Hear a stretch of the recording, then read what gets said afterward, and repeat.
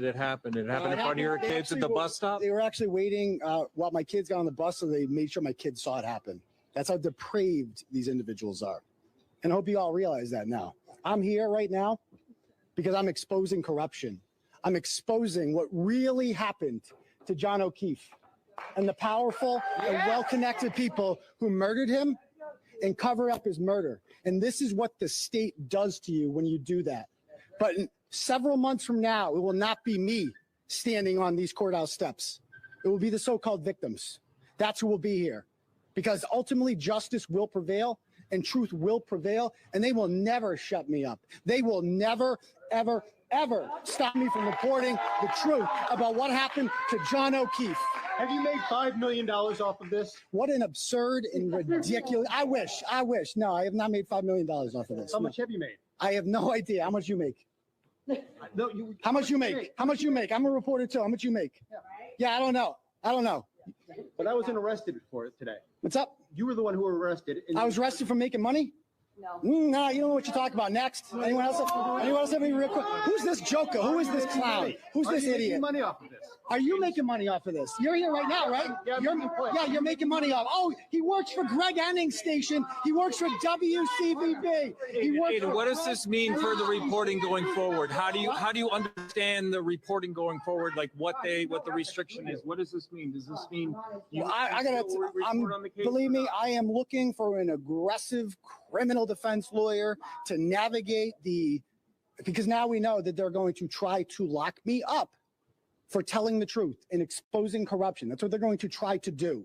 So I am going to get an aggressive criminal defense lawyer. And if anybody's watching right now, I don't know who I'm going to pick yet, but we are going to mount a loud, vociferous defense. Was that a public appointed lawyer that you hadn't had today? Or was yes, that was the duty status lawyer, the guy that's in the courthouse. So what the special prosecutor said. You don't need to beg for money. You've got an army behind them. You're not just reporting the news harassment.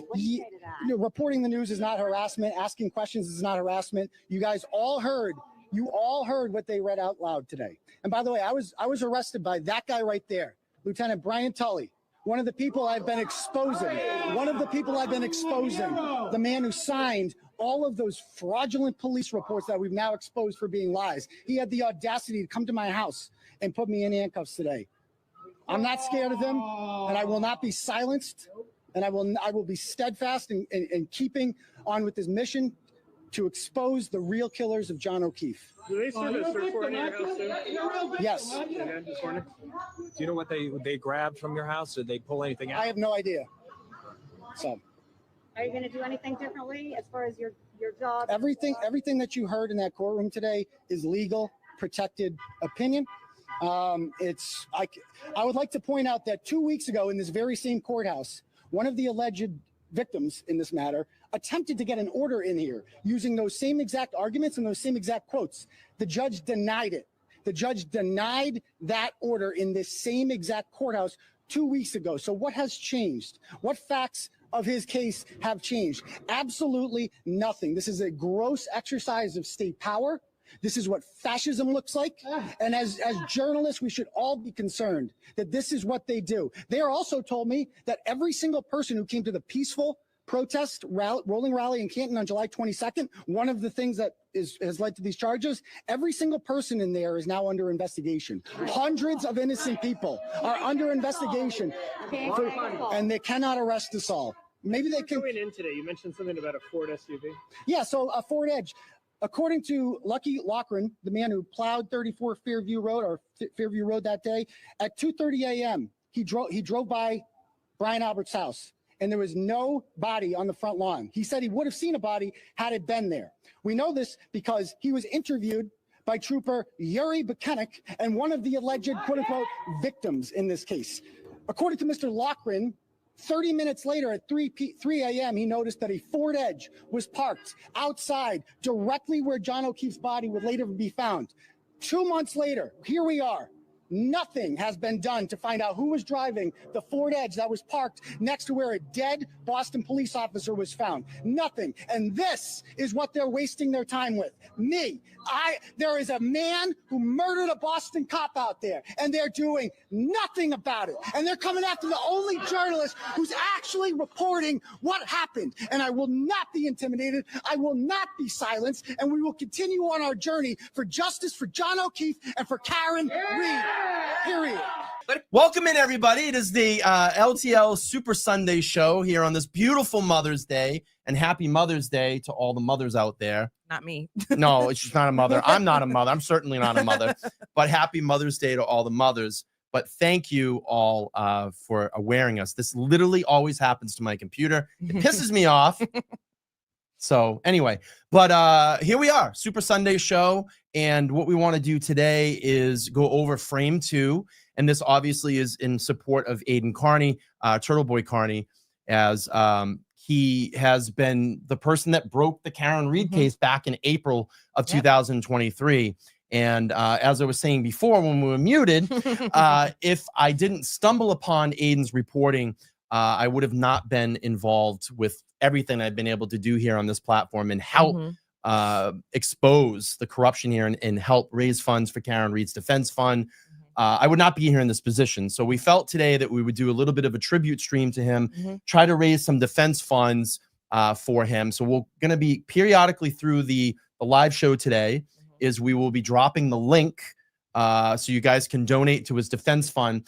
Right now it sits, he's just under $175,000. What we want to do is obviously get him to that $175,000 link. I think we were like 280 away. I think we can do better than that. I'd like to put 1,000 spot up on there today.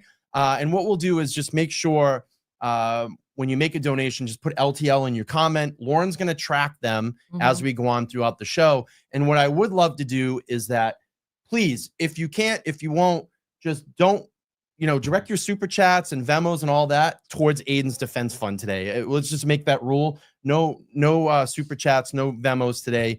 Let's make sure we get that money into Aiden's defense fund, because as you know, just under like 2 weeks ago, they tried to revoke his bail, put him back in jail again, and for reporting, for journalism. Yeah. And the cool thing is that we had a judge that ruled in that case and said, bullshit, this is free speech. And that's a huge win for us here, us journalists, us creators here in the state of Massachusetts, to continue to do what we want to do through the power of the microphone, through the power of the internet. So that's my monologue for today. I guess we'll get into framed 2. I have not watched this yet.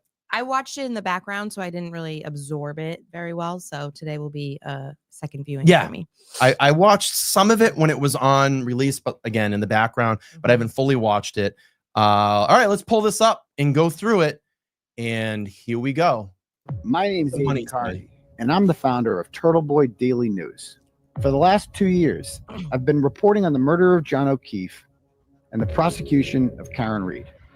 In doing so, I've exposed unprecedented amounts of corruption in the Massachusetts State Police and the Norfolk County District Attorney's Office. As a result of my relentless journalism and activism, this case has had more attention than any murder case since O.J. Simpson. Very professional. Millions of people now know that Karen Reed was framed, and that the people who murdered John O'Keefe were protected by their friends and family in law enforcement. This has led to widespread outrage and demonstrations outside the courthouse and in the streets across the country. Because of the damaging effect that my reporting and protesting has had on the Commonwealth's case and reputation, I was arrested by the same police I've been exposing and charged. You know what's crazy? And I was just saying this to Lauren when the intro was playing. We were playing the long intro.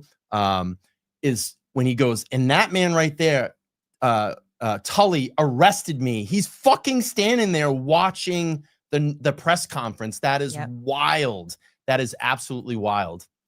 With 16 counts of felony witness intimidation, conspiracy, and picketing. The charges are completely meritless and were designed to get me to stop reporting and stop leading this movement for justice. An overview of my charges can be found in the video linked in the description. When I first started writing about this case, I made a video called Frame, which was a condensed overview of the case at the time.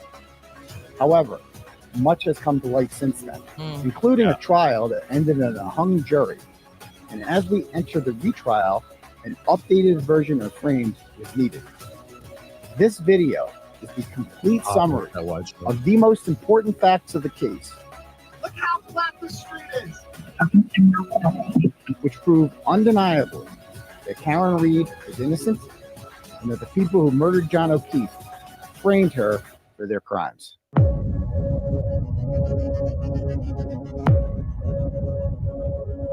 Yeah, it was great. On January 29th, 2022, Boston police officer John O'Keefe was found dead outside Brian Albert's house in Canton. So if you're just joining us right now, please make sure to smash that like button. We are going to direct all funds today that to aid in Turtleboy's Carney's defense. You'll see the link dropping throughout the chat, throughout the show. You can click on the link at the top as well too. And please make a donation. Put in your comment LTL so we can start tracking that. And Britt, thank you so much. I just got your donation. Why don't you read it out? So, Britt, Viking metal intensifies. First Amendment, don't give them an inch, Aiden. Hope to hang out with y'all next time I come up there. Watching LTL's fundraiser, but some of this is just because I haven't donated in a couple weeks. Hope you're doing well. That's so awesome. $100. Thank you, Britt. Thank you. And we want to get over that 175,000 benchmark today. I'd like to put at least $1,000 up on there if we can. So let's see what we can get going here. So we had Britt kick it off with her first donation. Thank you, Britt. And Britt was in here last Sunday. If you haven't watched that live, please go back and check that one out. But here we go. And we will be, I'm just going to let everybody know, we're going to periodically be stopping. We're going to talk about this. We're going to narrate and give our thoughts on this as well. If you want to watch it unfiltered, you can go right to Turtleboy's channel and watch it right there, frame 2. All right, here we go.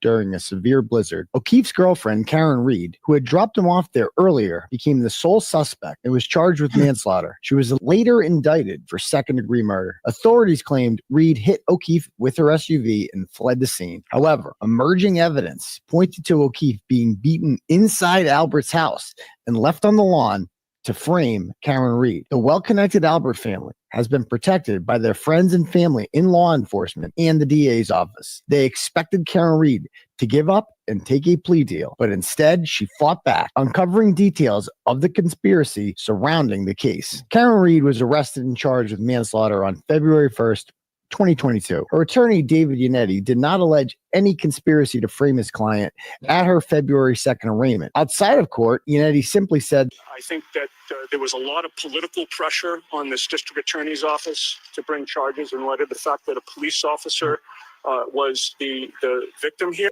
This is a defensible case. I will tell you that my client has no criminal intent. She loved this man. She is devastated. He did not state. I'm going to pause this for a second. And the reason that I like that statement is because David Yannetti has been a prosecutor before he was a defense lawyer in this state. So he knows how that system works.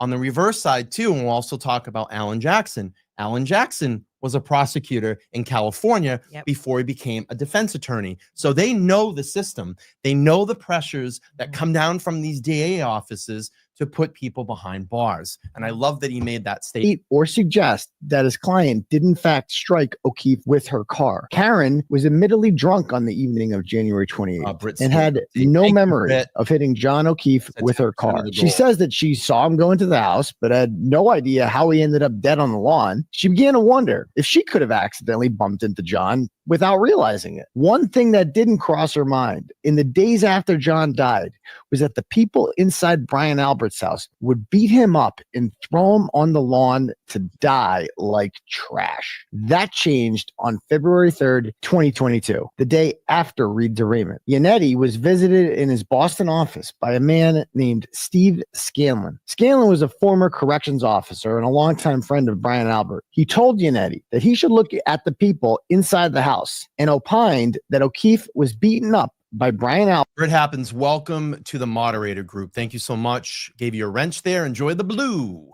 Albert an ATF agent and Albert's nephew, and that they later moved his body to where Reed found him at 6 a.m. Although Scanlon didn't specify names, didn't mention Colin Albert or Brian Higgins in particular, they were the only ones who matched this description who were at the house that night. This was the first time Karen had heard that Colin was at the house, and it suddenly started making sense what had happened. From that point on, she began investigating the investigation.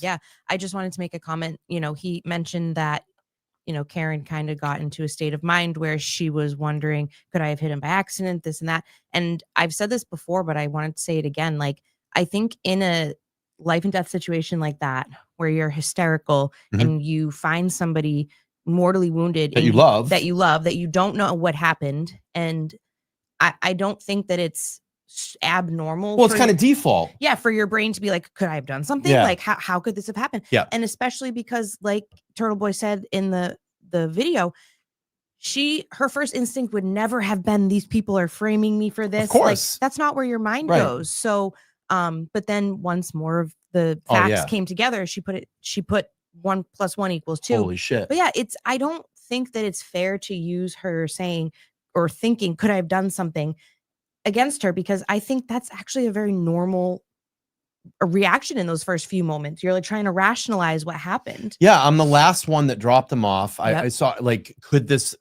have happened? You know, like, oh my God, you know, I think it's just a normal default out of people. And I've heard a lot of people talking about this lately, that exact same thing. But obviously now, you know, like you said, 1 and 1 = 2, not 3. Well, in this case, it does equal 3. It equals 3 in this case. But starting to uncover what truly happened in all of this, she went, holy fuck, like, this is what they're trying to do to me. And someone just said that they instilled that thought in her head. And I think it's true.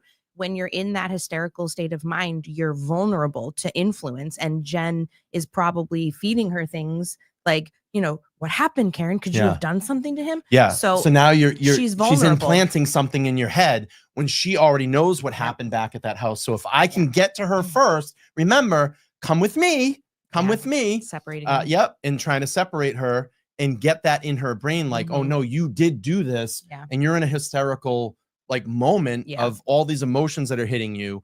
That might be the first thing that you default to, and that's a really great point. I think we might have another update, and I think Britt's doing a really great job. Thank you. Wow, it looks like Woody gave $100. Oh, and he gave 100. All right, before that well, too.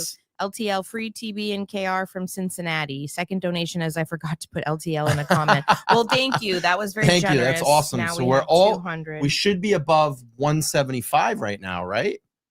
175. All right, 19. so we're over the 175. We can keep this going. Yeah. I'd love to get at least 1,000 spot up on there today. All right, let's keep going. Into her and discovered that she was being framed. Scanlon wanted to be a whistleblower, Thank you, but Britt. since he's a coward, he also wanted to remain anonymous and wouldn't sign an affidavit for David Yannetti. When I spoke with Scanlon, he told me that he didn't know for sure what had happened to John, but said that the injuries to John, quote, didn't add up. There's just one problem with that, though. John's autopsy photos weren't released at that time, and his injuries hadn't been reported by any media outlets. So Scanlon would have no idea what his injuries were. Scanlon wasn't wrong, though. When people get run over by cars, they generally have bruises all over their body and broken bones. Not John O'Keefe, though. He had no bruises or broken bones below his nose, but he did have 2 black eyes, defensive wounds on his knuckles, a 3-inch laceration in the back of his head, indicating that he had been hit by a blunt object, and what appears to be dog bites exclusively on his right arm. You don't have to be a doctor to know that a car did not do that. Karen Reed and John O'Keefe dated 20 years ago and reconnected romantically after speaking on Facebook during the pandemic. During those 20 years, John left his job as a Duxbury police officer to join the Boston Police Department. In 2014, John's sister and brother-in-law tragically died in less than 3 months of each other, leaving John's young niece and nephew without their parents. John stepped up and became their parent, raising them alone and moving to Canton. Karen worked for Fidelity as a financial analyst and was an adjunct professor at Bentley University. She owned a home in Mansfield, but for all intents and purposes was cohabitating with O'Keefe and acting as a de facto stepmother to O'Keefe's niece and nephew. Text messages leading up to the night O'Keefe was killed show that Reed felt felt taken advantage of by John, as some referred to her as the quote, babysitter with benefits. Ouch. John didn't like how she spoiled the kids. They argued, as many couples do, sometimes in front of the kids, and discussed breaking up. There was an incident in Aruba a month before John died where Karen angrily confronted a woman named Marietta Sullivan and accused her of kissing John. And Karen was frustrated that John got drunk during the trip and left her to take care of his kids. Karen herself sought validation and attention from an ATF agent friend of John's named Brian Higgins, who she flirted with over texts in January of 2022, but ultimately ended up ghosting him. Aiden's eye roll right there when he went, she flirted with him over text. He like rolls his eyes. Yeah, like it was it's a kind of big funny. deal. Like, oh my God. Or just like, why is she flirting with this fucking guy? After a tap kiss in John's garage 2 weeks before John died. One time, John told Karen to leave the house, but they never ended up breaking up because Karen was so. Let's see. Thank you, Anonymous, for the 50, like Britt said. Also, thank you, Shannon, for the 10. And thank you, Jedi Jen, for the 50. Thank you so much. All right. So helpful with the children. Despite can their get over occasional arguments, John and Karen were lovey-dovey at C.F. McCarthy's. On the night that she allegedly killed him and was described by witnesses to be affectionate towards one another. On Friday, January 28th, the huge winter storm coming to Massachusetts was all over the news. John and Karen texted back and forth all day, talking about problems in their relationship. But whatever issues they had with each other wasn't enough to keep them apart that night, as John repeatedly invited her to Canton to drive him around to the bars and get snowed in with him and the kids for the weekend. John went out to a local bar called C.F. McCarthy's with his friends Mike Camerano and Kurt Roberts. Karen drove in from Mansfield and met them there at 9 p.m. She immediately began ordering drinks and could be seen on camera paying for 4. By 11 o'clock, Reed and O'Keefe made plans to go to a bar across the street and meet up with a woman named Jennifer McCabe, who O'Keefe was friends with because his niece was friends with one of McCabe's 4 daughters. McCabe was at the bar with her husband, Matt McCabe, her sister, Nicole Albert, Nicole's husband, Brian Albert, Brian's brother, Chris Albert, and Chris's wife, Julie Albert. Joining them there was Brian Higgins, the ATF agent. Read it. How like you know what? They're framing her. They're framing. I love this, and it's a very creative idea. They're putting little frames around all the players in this. It's a I metaphor. think it's pretty funny. Yeah. Previously flirted with earlier in the month before, quote, ghosting him. While they were there, Jennifer McCabe invited O'Keefe to Brian Albert's house for an after party, where Brian Albert Jr. was celebrating his 23rd birthday with several friends and his 17-year-old cousin, Colin Albert. By the way. One witness described McCabe as trying to separate John from Karen, who had no interest in going to an after party at a stranger's house. After an hour, the bar closed and Brian and Nicole Albert left to go back to their home at 34 Fairview Road. Higgins can be seen on video yelling and pointing in O'Keefe's direction before being held back and restrained by Chris Albert. While he was at the bar, he had texted O'Keefe's girlfriend, well, as if to say, why are you ignoring me? He was drunk, Pause. upset with O'Keefe, and felt I think that Microdots video is really I important. haven't watched it yet. The one I of gotta the, I gotta the watch it. waterfall. Yeah. Oh wow. I have to Okay. watch it. Yeah, we'll have to watch Yeah. that. Because I think it's a very powerful piece of evidence that kind of sets the scene for what was to come. Yeah, and I know JFK's been talking about that a lot too. Yeah, when he it's been broke down getting it's been getting more attention again. Yeah, I just look at all this stuff. I know he was like, how have you not watched it? I just don't have time. Like I have no time. I have and I've said this before. Like when you're a creator, it's so different because you're constantly trying to think of material for your show. You know, what should I talk about? I do a minimum of 4 shows a week. You do a lot. And I work full time on top of that. So I love when all these videos come out and I'm like, I got to sit down and watch it. And sometimes I don't get to watch these things until like midnight, 1 o'clock in the morning, barely catch enough sleep to go to work and then worry about what I'm going to do on my show. So it's not any offense to anybody. I love all this stuff coming out. It's just when I have the time to do it. But we'll go back to framed. Let me go to this shot. Here we go. Disrespected by O'Keefe's girlfriend. When Nicole and Brian Albert got back home, they testified that their nephew Colin was still there, but that he left within a few minutes. Colin claimed that he had been there for 90 minutes, dropped off earlier in the evening by Jennifer McCabe's daughter, Allie, so that he could wish his much older cousin, Brian Albert Jr., a happy birthday. Despite being a teenage meathead who loves to drink and party, Colin's story is that he left the house minutes after his fun uncle arrived to the party because he wanted to get home, kiss his parents goodnight, and go to bed. Right. Physical violence and toughness are things that are encouraged amongst male members of the Albert family. Brian Albert is a former Marine and trained boxer with 30 years of experience as a Boston police officer, serving on the fugitive unit where he was in charge of tracking down and arresting some of the most violent and dangerous criminals. He reportedly assaulted 2 other Boston police officers named Eddie Hernandez and Stephen Ridge and had a bad reputation amongst the rank and file in the BPD. Chris Albert is a thug who has political power in town. On June 23rd, 2024, he threatened to beat my face up and down the sidewalk outside CF McCarthy. Up and down the sidewalk in 2 seconds. You'll beat my face. Well, I wouldn't. I could. you could, yeah. You seem really intimidated. Then watched gleefully as one of his employees in his crazy. That's the one that went and ran and cried to the DA's office. Yeah, about didn't being even go to the intimidated. didn't even make a local report. Picked up the bat phone and called Morrissey's office directly.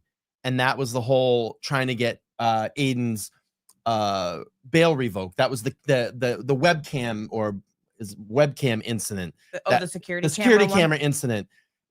Chris Albert picked up the phone, the bat phone, and called Morrissey's office directly. I have the email because I emailed Canton PD to get a FOIA request of that report. And they went, oh, no, there's not any report here. That went directly to the DA's office. And I shared that with Aiden. He's like, I'm not surprised.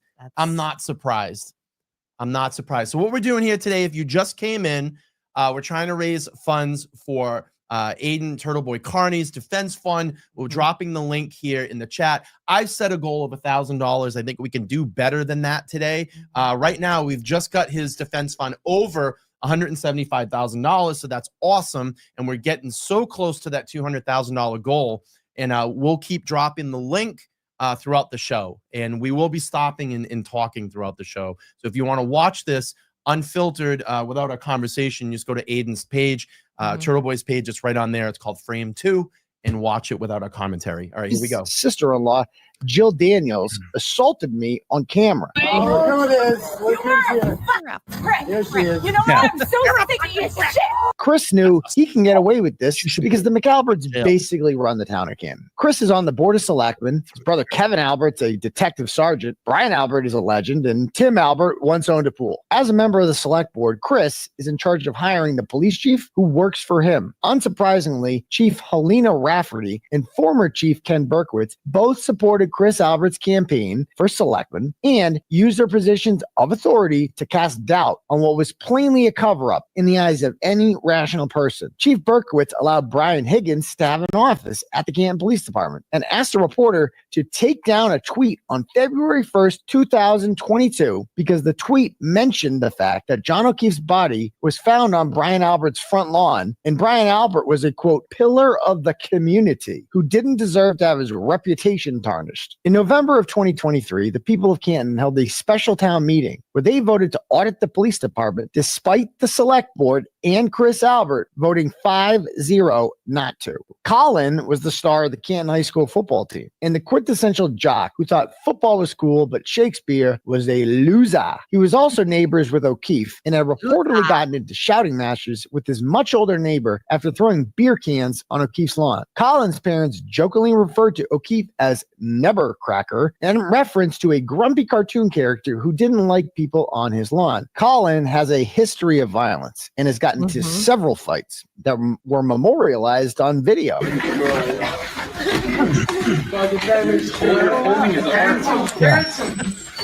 He had also issued disturbing threats to a group of teenage hockey players from Hingham known as the Advantage Boys. Yo, your Advantage Boys, I will beat all your asses. I promise you, I will fuck you all up. Pull up, bitch. Despite this, Colin claimed during the trial that he had never been in a fight before, something that was undeniable perjury. Like many others, Colin looked up to and admired his uncle Brian. Family photos of the Alberts almost always show the men either giving the middle finger to the camera or holding up their fists like boxers do. Commonwealth wants us to believe that as soon as his uncle Brian got back to the party, Colin just immediately decided it's time to leave. Colin, Chris, and Julie Albert have all known State Police Detective Michael Proctor for decades. And as luck would have it, Proctor ended up being assigned lead investigator for O'Keefe's murder. 7-year-old Colin was the ring bearer in Proctor's sister Courtney's wedding. There's pictures of Colin and his family all over Courtney's Facebook page. And Proctor's own mother referred to the Alberts as a, quote, second family. Yet Proctor did not recuse himself from the investigation or disclose this close relationship. In fact, he denied knowing that when he testified in front of the grand jury that indicted Reed. He said he didn't know him. Karen discovered by researching the Albert and Proctor families on social media this was a lie. Throughout the investigation, Proctor went out of his way to protect the McAlberts by treating them as witnesses instead of potential suspects and not interviewing eyewitnesses and even accepting bribes from the Alberts on the day that Reed was arrested. Shortly after Brian and Nicole arrived at 34 Fairview Road, Jennifer and Matt McCabe pulled into the driveway and parked there. At 12:14, go for it. He was talking about how Proctor straight up lied and said that he did not know the Albert family. And not only did he know them, but their families are very close. I think that really is something important to hammer home to, the jury, because it really sets the tone for how the investigation was going to go. And it kind of just shows that from the beginning, it was poisoned with like corruption. Super. And it makes it hard to believe anything that Proctor says from that point on. And also, especially on top of the texts, I think it was Julie Albert who texted him and said, we have to get you a gift when all of this is over. Yeah. And not only did he not deny it and say like, oh, that could be considered a bribe and ethics, professionalism, but he said, oh, get something for my wife instead. Like, I think that on top of the lie really sets the stage for showing how corrupt the investigation was from the get-go. And let me ask you, where in Massachusetts have we seen bribes come in before? With the recent state police scandal that was just a couple of years ago, the CDL scandal? What were they doing? Buying snowblowers, buying presents, all those type of things, and giving this to all those state police officers as payoffs, bribes to get CDL licenses. Yeah, and we've seen this before. So this is the tactic of the Mass State Police. Just give them a bribe, not money, maybe an item, snowblower, whatever it may be, a gift. This is how they operate. This is what they do. All right, let's keep going here. John O'Keefe had just left the waterfall bar with Karen Reed and texted Jen McCabe asking where to. At 12:18, he called her asking her to clarify directions. Unfamiliar with the town that she didn't live in, Karen went slightly out of the way to get there, coming from the east on Cedar Crest Road. She missed the left-hand turn onto Fairview Road, did a U-turn in the driveway, and then she went back to Fairview Road. When she did so, a truck was coming from... Oh, we love it. Real T, thank you so much for checking. You go, oh my God, I'm new to your channel and I love your mass accents. I don't feel like I really have much of one, but every once in a while somebody will say like, oh, wow, your New England just came out. But thank you for being here and thank you for subscribing today. We got a new subscriber. That's awesome. From the opposite direction and was trying to turn left on a Fairview Road. Inside that truck was Ricky D'Antano, Heather Maxon, and her boyfriend, Ryan Nagel, whose sister, Julie Nagel, was a friend of Brian Albert Jr. and had called him looking for a ride home. D'Antano allowed Reed to turn onto 34 Fairview and drop John off in the driveway, where she claims that she saw him run quickly to the side door. D'Antano, Maxon, and Nagel pulled in seconds afterwards and testified that they did not see John O'Keefe run into the house, which would make sense because the other cars in the driveway would have obstructed their view from seeing him. Karen had no intention. I want to remind everybody of this too. So far in the retrial, we've actually had police officers that have testified under oath that Karen Reed made statements in their first initial contact. And we heard this with Bukaki the other day when he did the first initial interview. She said that she dropped him off at 34 Fairview. Yep. So where did he go after that? He didn't fucking wander down the street. He's not taking a leak in the woods. I'm sure he's going to go into a warm house. And Ryan Nagel said that he confirmed he did not see John in the car with Karen, and he wasn't in the on the front lawn. Where else would he have been? He's in the house. In the house. Yep. Yep. 10 and 2, dome light on. Yep. Of going inside because she didn't know anyone there. And throughout the whole scene, she just thought it was sketchy because the house was dark and Higgins had just yelled at O'Keefe before leaving the bar. But John was drunk and wanted to go, so she agreed to drop him off. The plan was for him to call or text her that he was inside to let her know everything was fine and she'd go back to his house 3 miles away at One Meadows Ave, where his 14-year-old niece was home alone. But John never called or texted Karen Reed again. As she waited outside, she became frustrated with John for not calling her and assumed that he had once again gotten drunk and left her to take care of his kids. After 10 minutes. And this makes sense. I mean, if you're, you know, maybe at a heightened point of, you know, I mean, it's clear they were having some issues in the relationship. What couple doesn't have issues in a relationship? And maybe they've had a scenario like this before where, you know, she's been waiting for him. She's like, I'm not going to wait for you anymore. Like, that's it. You're going to go play grab ass or whatever inside the house and party. I'm fucking sick of waiting here. You haven't come out and signal like, is everything cool? See you later, pal. I'm going home. I'm tired. I don't feel good. Yeah. It's Bye. late. There's a storm coming. Yeah. I'm going home. I'll pick you up in the morning, whatever. Minutes, she left and drove back to John's house, leaving all sorts of angry voicemails and text messages accusing him of cheating on her. This is the exact opposite thing that you would do if you just murdered someone. Scott Peterson and countless other killers have left voicemails for their victims, pretending to be worried about them. Hey, beautiful. I just left a message at home. 2:15. I live in Berkeley. I won't be able to get to Villa Farms to get that basket for Papa. I was hoping you would get the message and go on out there. I'll see you in a bit, sweetie. Love you. Bye. Reed's messages. I think that this is another really important point, like from a psychological viewpoint, is that like if you just hit somebody and like, you know, that at the minimum they're seriously injured. Why would you be leaving voicemails that are angry, that are yelling at them, that are calling them names, that like, it doesn't make sense. And like the example said, Scott Peterson and I think Chris Watts, they all left voicemails that tried to sound innocent, like, can't wait for you to come home. Yeah, love you, babe. Haven't seen you or haven't heard from you today. We're getting a little bit where it just doesn't make sense. Yeah. And how about this?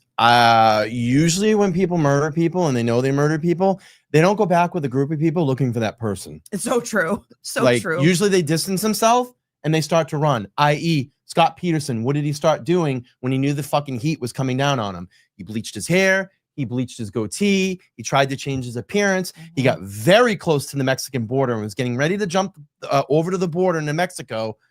And they fucking got him. Yep. They fucking got him. Yep. And I guarantee you that OJ would have ran too. 100%. This indicated that she thought John was alive, possibly with another woman. Bronco. Yeah, the Bronco.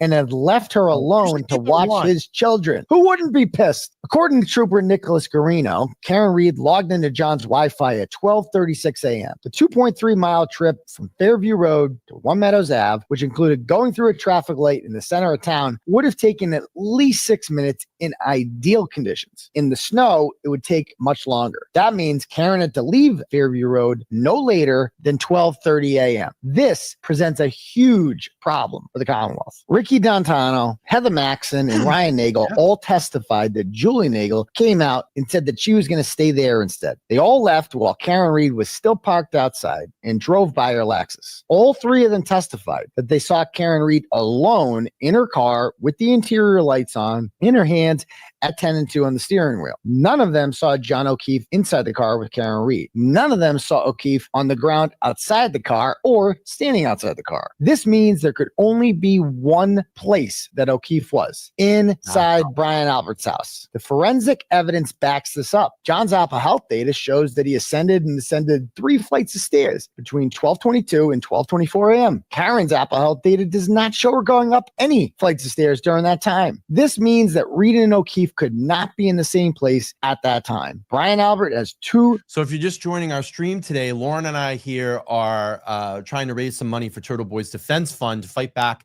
the corruption here in Massachusetts and give journalists the actions of free speech under our Constitution.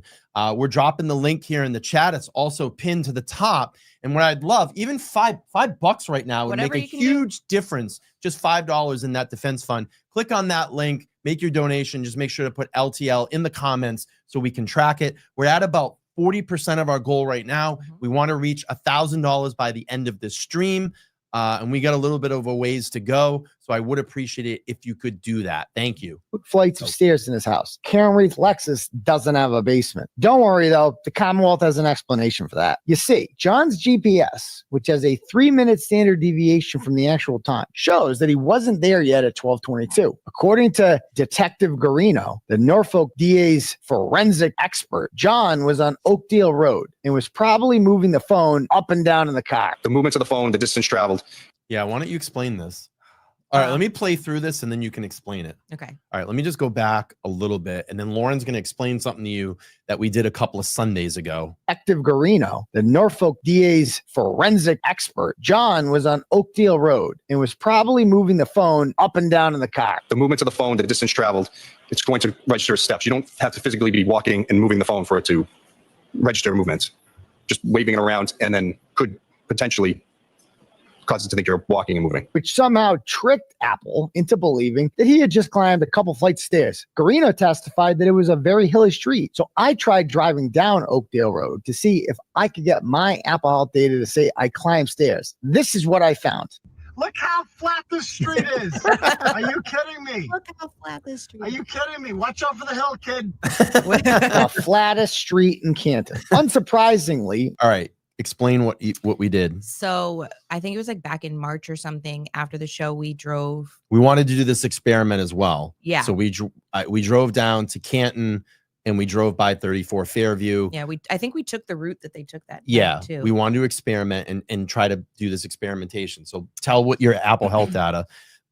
We drove the same route that they drove that day and went down the same roads and everything. And my Apple Health data also did not ever register any steps. And I'm pretty sure, I mean, Turtleboy did it, but I've heard of other people who did the same experiment. Not one time did any of these people, including myself, have their Apple Health data register going up any stairs. Yeah. And I think the only steps it registered was you leaving your house, you coming here, coming up the steps, going down the steps, and then we went to Canton and it didn't register any steps there. Yeah, I took a screenshot and I posted it, and it showed the stairs that I climbed that day were to go. My bedroom's on the second floor, right? So going downstairs to leave, and then coming here and going up the stairs, and then when we left and went down the stairs. And then the whole time we were driving and then got back here, there was no steps. Yeah, it never registered. I mean, it's a stairs. bullshit thing. Yeah, no stairs. My Apple Health data did not show that I had climbed any flights of stairs. Exactly. D'Antano, Maxon, and Ryan Nagel all testified that there were no cars in between them and Reed's Lexus. This presented a problem for the Commonwealth, so they had to try to find a way to discredit them. The solution to this was for Matt McCabe, Jen McCabe, and Brian Higgins to make up a lie that Higgins had parked his white Jeep next to Brian Albert's mailbox, which would have been in between the Lexus and D'Antano's truck. And after the end of the driveway, there was a Jeep. And after the Jeep was the SUV, the dark SUV. You did not see, for instance, a Jeep with a snowplow on the front parked in between you. I did not. You indicated that Jeep was just a little bit in front of the mailbox, meaning about there, correct? Yes. You certainly did not see a full-sized Jeep Wrangler outfitted with a snowplow between the SUV and Ricky's truck. I did not. I want to ask a question about Mr. Higgins. You said on Friday that you saw his vehicle when you got to the scene, correct? Yes. And you said that it was pulled up a little bit in front of the mailbox, correct? Yes. Did any car pull in between Ricky's truck and the SUV when you were sitting behind the SUV? No, sir. You didn't see a Jeep? No, sir. With a big old snowplow on the front of it? No, sir, I did not. That car was never between your car and the SUV, was it? I never saw any other vehicle in between us. And then after the end of the driveway, there was a Jeep. And after the Jeep was the SUV, the dark SUV. Timeline of Karen getting back to One Meadows Ave at 12:36 was also problematic because Jen McCabe testified that she looked out the window 3 times and Karen was still there at 12:45. The Commonwealth claims that Karen struck John with her car at 12:32, meaning she couldn't get back to O'Keefe's house by 12:36, and she definitely wouldn't still be at Brian Albert's house. Good question. I'm going to tell you this. Apple is never going to get involved with this shit. And they have the keys to the answers to all of this stuff because they try to make it so secretive that they don't want people knowing, what they do. They will not get involved in cases. And it's a fucking shame.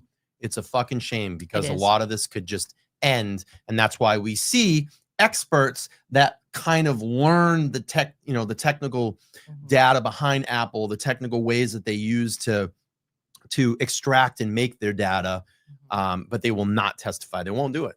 Yep. And this could clear things up. At 12:45, in order to make it look like she was worried about where John was, Jennifer McCabe called his phone 6 times between 12:40 and 12:50. She later testified that they were actually butt dials, none of which resulted in the voicemail being left on John's phone, because she would hang up and then, I guess, butt dial again. Then there's the Canton Library video, which perfectly captures the intersection in the middle of town that Karen would have driven through on her way back to John's house. If she had just hit John with her car, then her taillight would be visibly broken on that surveillance video, and they could nail her. The IT director, Louis Jutras, gave state police. I think that's a good point, because the way your phone picks up stairs is based on like speed and elevation and stuff. If you're driving, how is that going to register? We can't walk or run as fast as a car can go. How would it register stairs when you're driving? Jumping in the car. Yeah, like that's what I should have done. Yeah. Yeah, the question came in, but why couldn't they just testify that it would never record steps while driving? Yeah. Yeah. So what we're trying to do, please, if you can, just $5. Click on that link that I'm going to drop right now. We're at about 40% of our goal today. We did get over 175,000, which is great. That was a part of the goal that I wanted to get to. Goal number one. Right. And I want to raise at least $1,000 today. So you can even just kick back $5 to Turtleboy's Defense Fund. It would be a huge help. Click that link, make a donation. A share file with all the footage from that night, which Proctor then burned onto a CD. When he did that, the footage from the 2-minute window where Reed drove by was mysteriously missing. You got that? It recorded everything except for when the woman with the allegedly broken taillight drove by. How convenient. But the library wasn't the only place that surveillance videos that could have shown the condition of Reed's taillight as she drove back to John's house. There's hundreds of homes along the way, many of which have Ring cameras. Did police ask any of these homeowners to look at them? I randomly stopped and asked the homeowner, who told me no one ever asked him for his. What is it you need to know now? So I was just wondering, did the state police ever come by here and ask for Ring camera footage from the morning of January 29th, 2022? No, they haven't. They haven't. Normally, police canvass all over town asking for Ring and other surveillance videos, but the murder of a Boston cop wasn't worthy of that sort of effort, apparently. They knew Reed's taillight wasn't broken at 12:35, and they knew that asking to look at videos would exonerate her. Inside the house, when Karen Reed left, were Matt McCabe, Jen McCabe, Brian Albert, Nicole Albert, Brian Albert Jr., Caitlin Albert, Julie Nagel, Brian Higgins, and Albert Jr.'s friend, Sarah Levinson. But for some reason, people didn't question Nagel or Levinson until 9 months after O'Keefe's death, and Caitlin Albert, Brian Albert Jr., and several others until 18 months later, despite the fact that they all would have likely heard or seen a murder less than 50 feet from where they were standing. Proctor had no interest in speaking with any of these people. Not a single person inside the house reported hearing a man who was invited over the house being hit by a car outside. Matt and Jen McCabe testified that they were looking out the window frequently. Matt McCabe even said that he saw V-shaped tire tracks in the snow. Remarkably, neither of them noticed John O'Keefe's body on the front lawn. John was 6'2", 220 and was found just 10 feet from the curb, yet not a single person saw his body as they drove directly past where the Commonwealth claims O'Keefe's body was, which would have been illuminated by the bright white snow. They all had their own excuses for that, including peanut butter and jelly sandwiches. Then there's Tristan Morris and Caitlin Albert. Tristan was at the waterfall with his girlfriend Caitlin, but left early to go back to their apartment in East End and sleep for a couple hours before waking up to plow. Caitlin planned on staying the night at her parents' house at 34 Fairview Road. But for some unexplained reason, Tristan was woken up in the middle of the night by Caitlin, who told him to come and pick her up. What happened to change her plans? Perhaps a Boston police officer was beaten to death inside the home that she was supposed to sleep in that night. In Michael Lank's police report, it says that he spoke with Brian and Nicole Albert, who told him that Caitlin Albert left at 12:15 with Tristan. Conveniently, this would have gotten her out of the house before John and Karen arrived, and thus police would have no reason to question her. But after Caitlin and her parents received a summons from the FBI to testify at the federal grand jury. We have some updates here. It doesn't say LTL, so I don't know. Yeah, it probably is, but that one's new. Oh yeah, you're right. Oh. So we have a bunch of them that just came in. So we stopped here, right? This was the last one. Oh, look at this. A $250 donation. Did you do that? No. Somebody but wrote it as at- LTL Media. Yeah, but it's from Kimberly. Kimberly, Oh, I thank see you it so now. Okay. much. Wow. Wow. Thank you, $250, Kimberly. Thank you. It's funny. It's weird. It's 'cause LTL looked- Media. The name Right. is so it looks like you did Right. it, but Jessica, thank you for the 20. And Anonymous, I think it's for Yeah, the it's from 5. Kimberly as well. Yep, too. I see So it. same. Okay. Thank you so much. Wow. Thank you. Thank you guys. So we're making some progress in this goal. Thank you.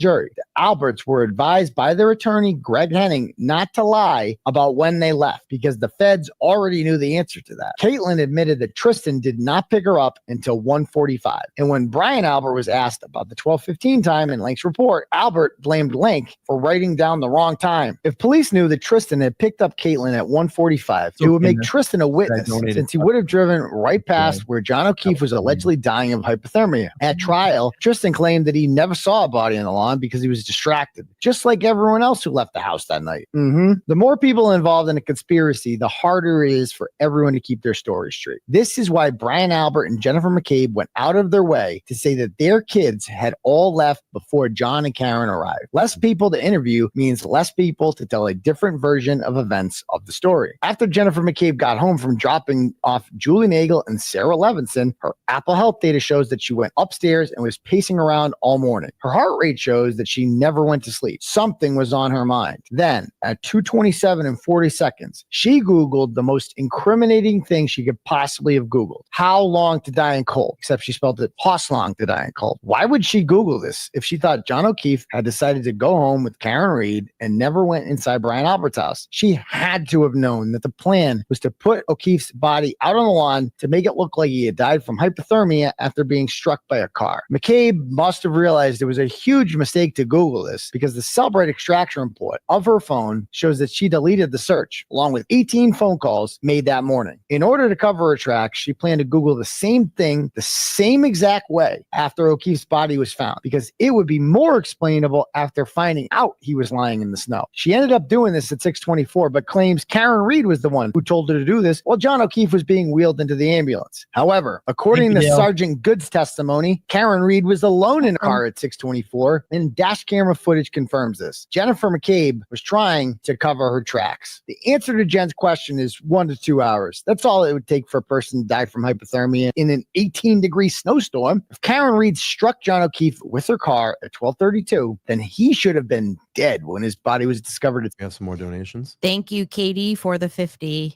Katie, $50 says free Turtleboy LTL. Thank you, Katie.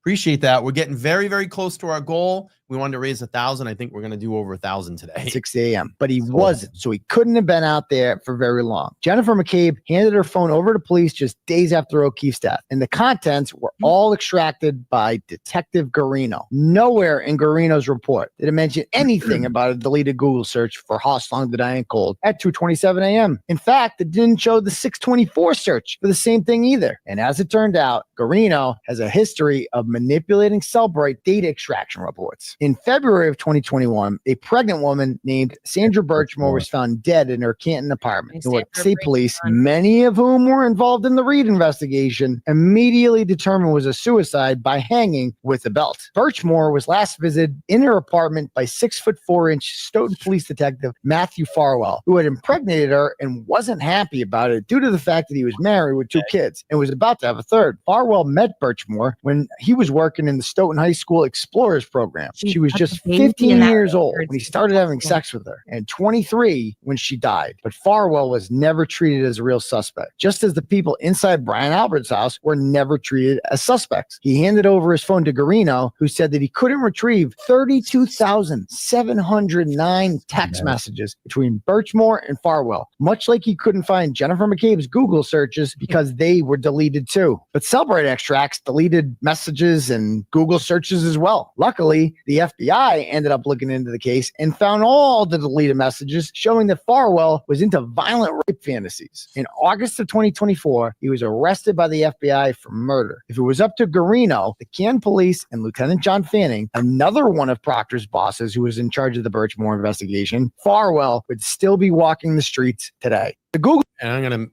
make this point. There is no place on earth for child predators. They need to go. Just be fucking eliminated. Gone. Disgusting. absolutely disgusting. And I hope that guy gets everything he fucking deserves. Yeah. Google search was not discovered until April of 2023 when Reed's forensic expert Richard Green found it. This is what ultimately caught my attention and led to widespread publicity that the case wasn't getting before. Like many, I assumed the DA's office was run by ethical people who wouldn't knowingly prosecute an innocent woman, especially when there was evidence that someone inside the house was responsible for John's murder. But I underestimated just how corrupt they were and just how determined they were to get Karen Reed. 2 days after my first article reached millions of people and outrage was spreading over the case, the DA's office announced they weren't dropping the charges and would be disputing the 227 Google search, which they claimed never happened. But how could they know this on April 20th, 2023, if they hadn't hired their own expert yet? Any comment on that? Why you Googled that at 227? Any comment, Mr. McCabe? Any comment? Skeletor. How can you show your face in court? Aren't you embarrassed? Aren't you ashamed? Any updates, Lauren? Yes. Thank you for the 10 from Anonymous. Thank you, Anonymous. $10. You want to read the comment? Yeah, it says Turtleboy award-winning journalist. Thank you, Brian, LTL, and crew for the show today. Awesome. Yeah. So cool. And Thank I just you. wanted, Go oh, ahead. sorry. Go ahead. I was just going to say, I wanted to add on to what you had said before about like predators and stuff. I mean, I work with children. I love children. It disgusts me and it hits me, really hits home when I hear these types of stories. And someone like Sandra, who came from a difficult background and she trusted these people in the Explorers program to take care of her and guide her, and they exploited her, and it's disgusting. And when the police cover up for their friends and other police officers that are predators, it furthers the divide that exists in this country with law enforcement that makes it so hard to trust them. Mm-hmm. It's the worst kind of crime. Crime against children is the worst crime you can commit, in my opinion. And when you cover it up, you're just as bad as the predator. Because you're committing a crime to someone that's an unshaped mind at this point, that doesn't know right and wrong and still making those life choices. And you're literally robbing that innocence of that child. It's and these fuckers, what they did was, again, and we've heard this, Karen talk about this in her case, this is about power. And they use power and the power of the badge to impress these kids and get closer to them in an intimate way. It's disgusting. Yeah. Let's go back to the video. Miss V, thanks for the 10. What I'm just going to say, what we would love, Lauren and I would love for you to do today is direct your donations to Aiden's Defense Fund. You'll see the link at the top of the chat, and also we'll be dropping it periodically through the show as well too. Thank you to LB for the 20. LTL Media, prayers for TB and KR. Awesome. All right, let's keep going. What are you hiding? What did you do? Why did you delete all those phone calls, Mr. McCabe? Why did you delete all those phone calls? Why did you delete your Google search? The Google search was not discovered until April of 2023 when Reed's forensic expert Richard Green found it. This is what ultimately caught my attention and led to widespread publicity that the case wasn't getting before. Like many, I assumed the DA's office was run by ethical people who wouldn't knowingly prosecute an innocent woman, especially when there was evidence that someone inside the house was responsible for John's murder. But I underestimated just how corrupt they were and just how determined they were to get Karen Reed. 2 days after my first article reached millions of people and outrage was spreading over the case, the DA's office announced they weren't dropping the charges and would be disputing the 227 Google search, which they claimed never happened. But how could they know this on April 20th, 2023, if they hadn't hired their own expert yet? Over the next 6 months, they went searching for experts who would tell them what they wanted to hear. Jennifer McCabe might not have Googled horse lung to dying cold at 2:27 a.m. 2 months later, they found Jessica Hyde, whose report left open the possibility that the search may have happened at 2:27. Unsatisfied, they somehow came across a former Calgary, Alberta police officer named Ian Whiffen, who worked for Cellbrite and was promoting his new app called ArtX. Okay,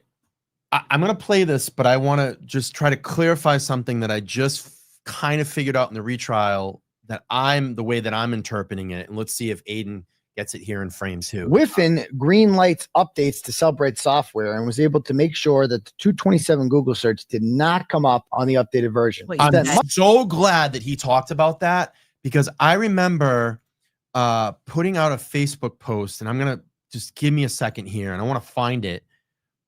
Just a few days ago during the trial when we were watching it, let me go to the widescreen here. during the trial when we were watching it, I put this out. Let's see if I can find it.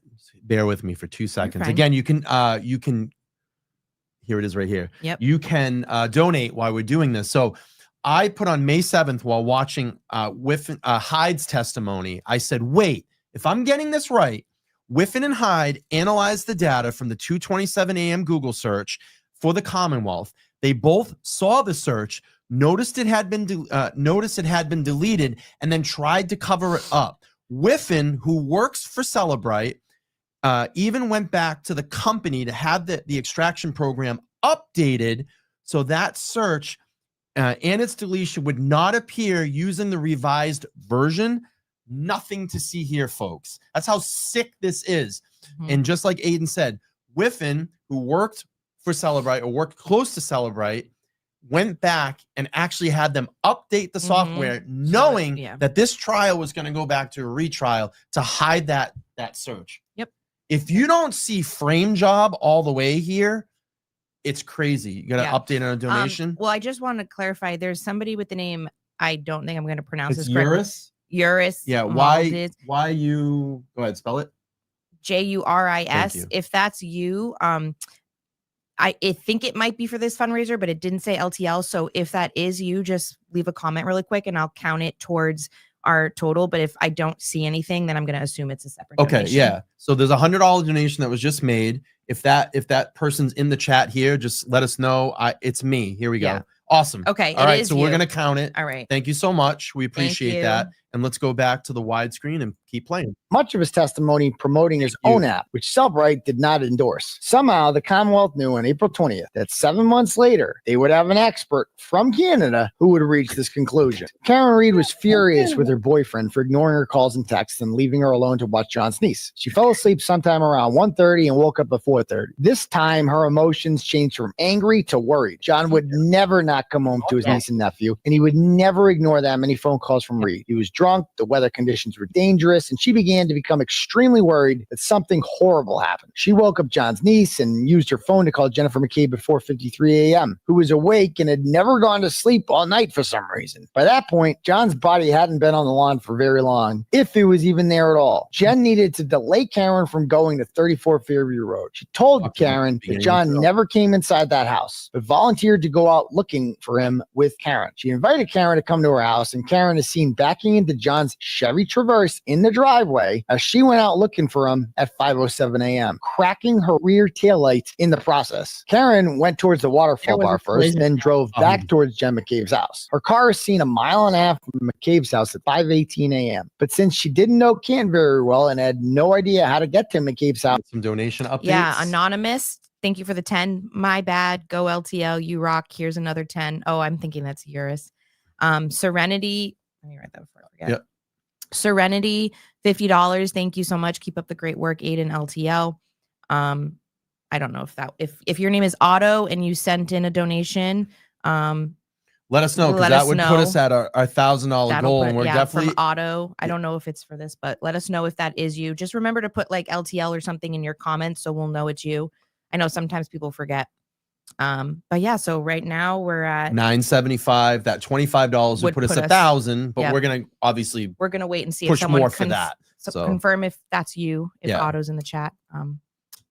All right, we're close to $1,000 today already. She pulled over in the Canton Cemetery, and her phone records show that she called her parents and Googled McCabe's address. She ended up getting there at 5:35 and picked up Jen, who convinced her to go back to One Meadows Ave to search the house for John, as if he would jump out of the closet and yell, "Peekaboo!" This was all part of Jen's plan to delay Karen from returning to 34 Fairview Road. Jen and Karen were met at John's house by his friend. I think it was Brandy who got in a little trouble down at the buffer zone for saying peekaboo. Oh yeah, it was ridiculous. Brandy, yeah. Ridiculous. Yep. Brandy's Terry Roberts, and after searching the house without taking their shoes off, something the Commonwealth would later claim was evidence that she murdered John, the three of them jumped into Kerry's car and headed towards Fairview Road. When they arrived there, Karen immediately saw John's body on the lawn where she had been idling her car, waiting for him to call her back and say everything was okay inside. She jumped out of the car, rushed over to John, who was lying with the cell phone underneath his body, and began to perform CPR. Meanwhile, Jennifer McCabe called 911 and told them,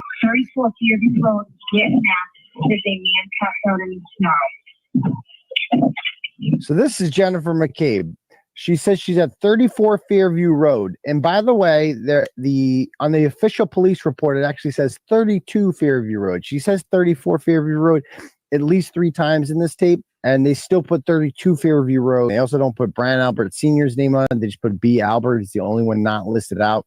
But listen to what she says there. There's a man passed out in the snow. Now, keep in mind, who this man? No. Right. She knows who this man is because Karen Reed has gotten out of the car already and said, "There's John." And they're literally looking for John, and they get out of the car when they see him. So she knows who it is. She said there's a man passed out in the snow. 100%. Now, keep in mind, this is a quote unquote man who she was just with 6 hours prior. She was just with him 6 hours prior. At the very least, according to her own story, they were together at the waterfall bar, and she invited him back to that house. He sounds hysterical. She says Carrie 7 times, and I think she says Jen here. I know, I'm on the phone with Andrew. I know. I know that sound. I know that. Listen to the fear in her voice. When Karen jumped out of the car, she was calling O'Keefe and left her phone in Carrie's car. A 4-minute voicemail was left on O'Keefe's machine that picked up McCabe's 911 call, which was immediately followed by McCabe whispering what sounded like, "No one's coming out to help." Jennifer McCabe phone records show that she called her sister Nicole Albert inside the house at 6:07 and 6:08 and spoke to her for durations of 7 and 9 seconds. Not enough time to have a conversation, but enough time to say, "Stay inside. No one's coming out to help."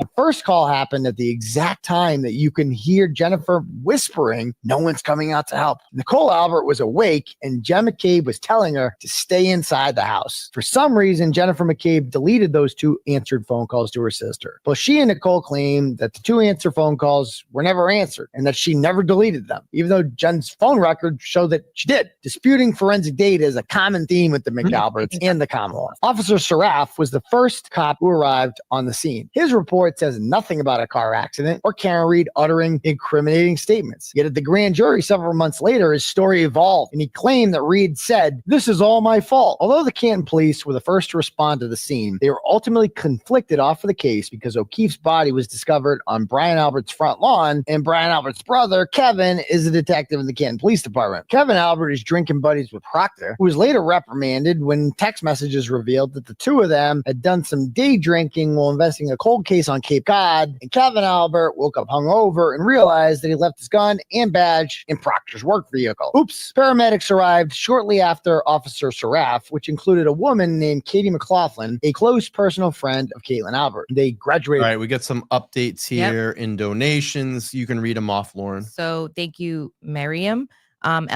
For the 20 LTL Media, thank you, Brian and Lauren. Voices for Truth, Free Karen Reed, Free Turtleboy, bringing accountability to the corruption and criminality of the Commonwealth and MSP/Canton PD.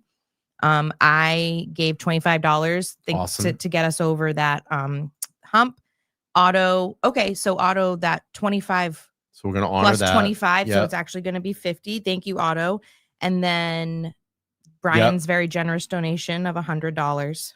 So I just gave 100 as well. So we're at 1170 right now. 1170 due to my Let's try math. to get to Great job. 1200. Let's get to 1500. Okay. Let's get to 1500. Let's do it. We still got a little Yeah, while that's to go true. We here. got a little bit. We got a little while to go. Let's get to 1500 here. In high school together, did cross country, and are photographed together in countless social situations up until a few months before O'Keefe's death, including trips to the beach, hot tubs, and a baby shower. Despite this, both she and Caitlin lied at the trial and said that they were just acquaintances who went to high school together. McLaughlin was one of nearly a dozen paramedics who responded to the scene, yet she was the only one police spoke with prior to LJL, thanks for the English pound in the super sticker.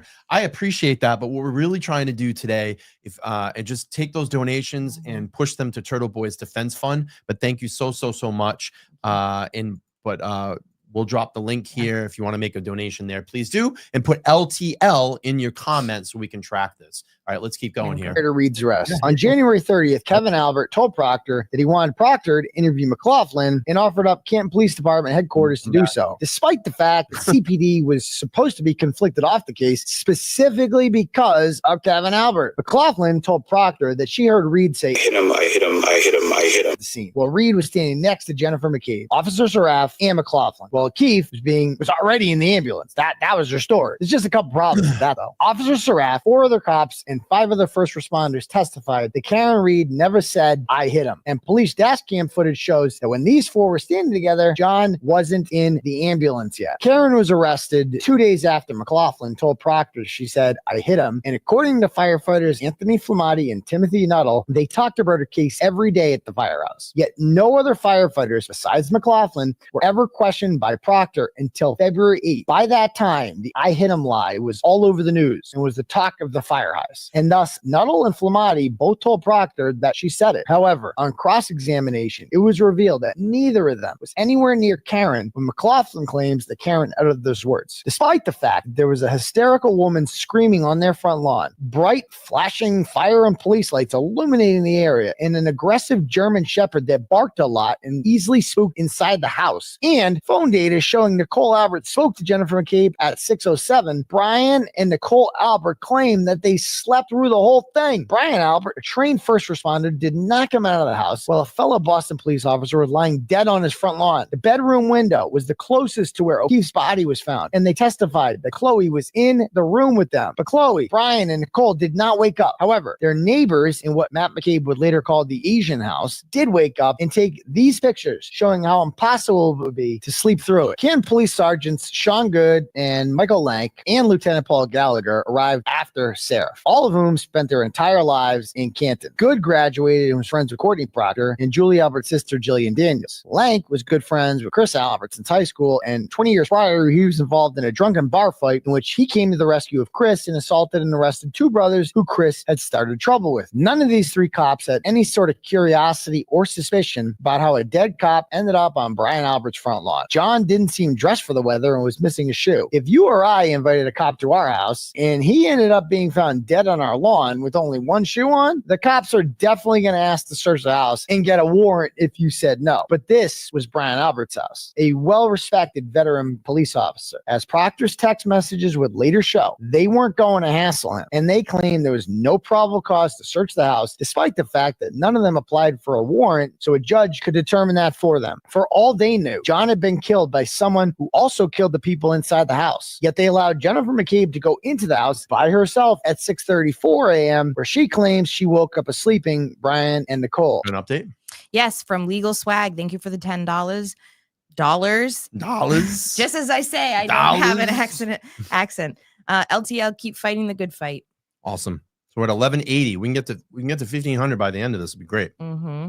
All right, let's go. Let's do it. Jennifer McCabe was the quarterback of the entire cover-up. She didn't cause John's injuries, but she was essential for making sure that those who did were never held responsible. Jen made sure to speak with every police officer that she could in order to push the narrative that Karen was responsible for John's being on the lawn. Dash cam footage shows Jen turning her back as John's body was being wheeled into the ambulance. She was too busy talking to Officer Saraf and laying the groundwork for framing Karen Reed. Jen's phone records show that she was talking to Carrie Roberts all day on January 29th, making sure that Carrie, a potential loose end, believed that Karen had killed John. She spoke to John's mother and made her feel the same way. She hid the fact that her cell phone data shows that on January 30th, she went to Sergeant Lank's house for an hour. She never disclosed this. But when confronted with the information at trial, she said that she had just gone there to talk to update. Yeah, thank you, Deanna Morton, for the $20. It just says LTL Media. Awesome. Appreciate it. Thank you. Oh, Lank's wife, Jen, continued to show up for Karen Reed's hearings wearing a Justice for JJ button.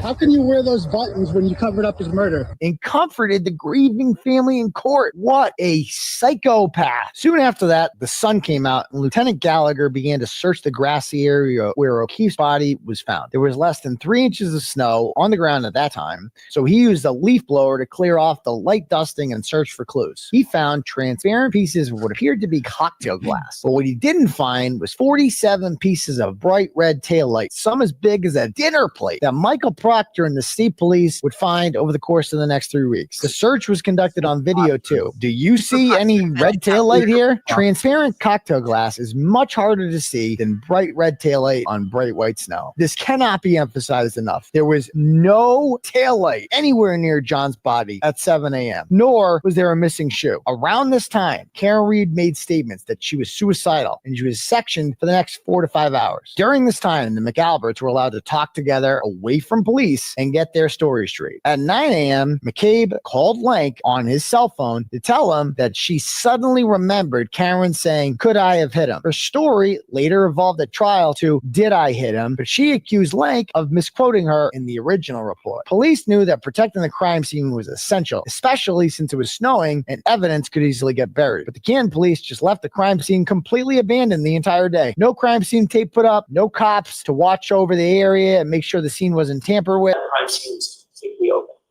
Yes. Unsecured. Yes. And Brian Albert didn't offer his house up as a command center for officers to come out of the cold. Blood droplets found at the scene were put in red Solo cups. Just any Solo cups or the Solo cups that you took back to the station from 34th Fairview? Were acquired from the deputy police chief, Tom Keller, who lived across the street. It looks like an evidence bag. It just doesn't say Canton Police on it. It says Stop and Shop, but it does look like an evidence bag. It's the same thing. It should be noted that Keller had a ring camera pointed directly at the area where Commonwealth alleges that John was hit by a car. Michael Proctor never even asked to look at the ring camera footage. Because again, this is astounding. Look how close that is. It's right there.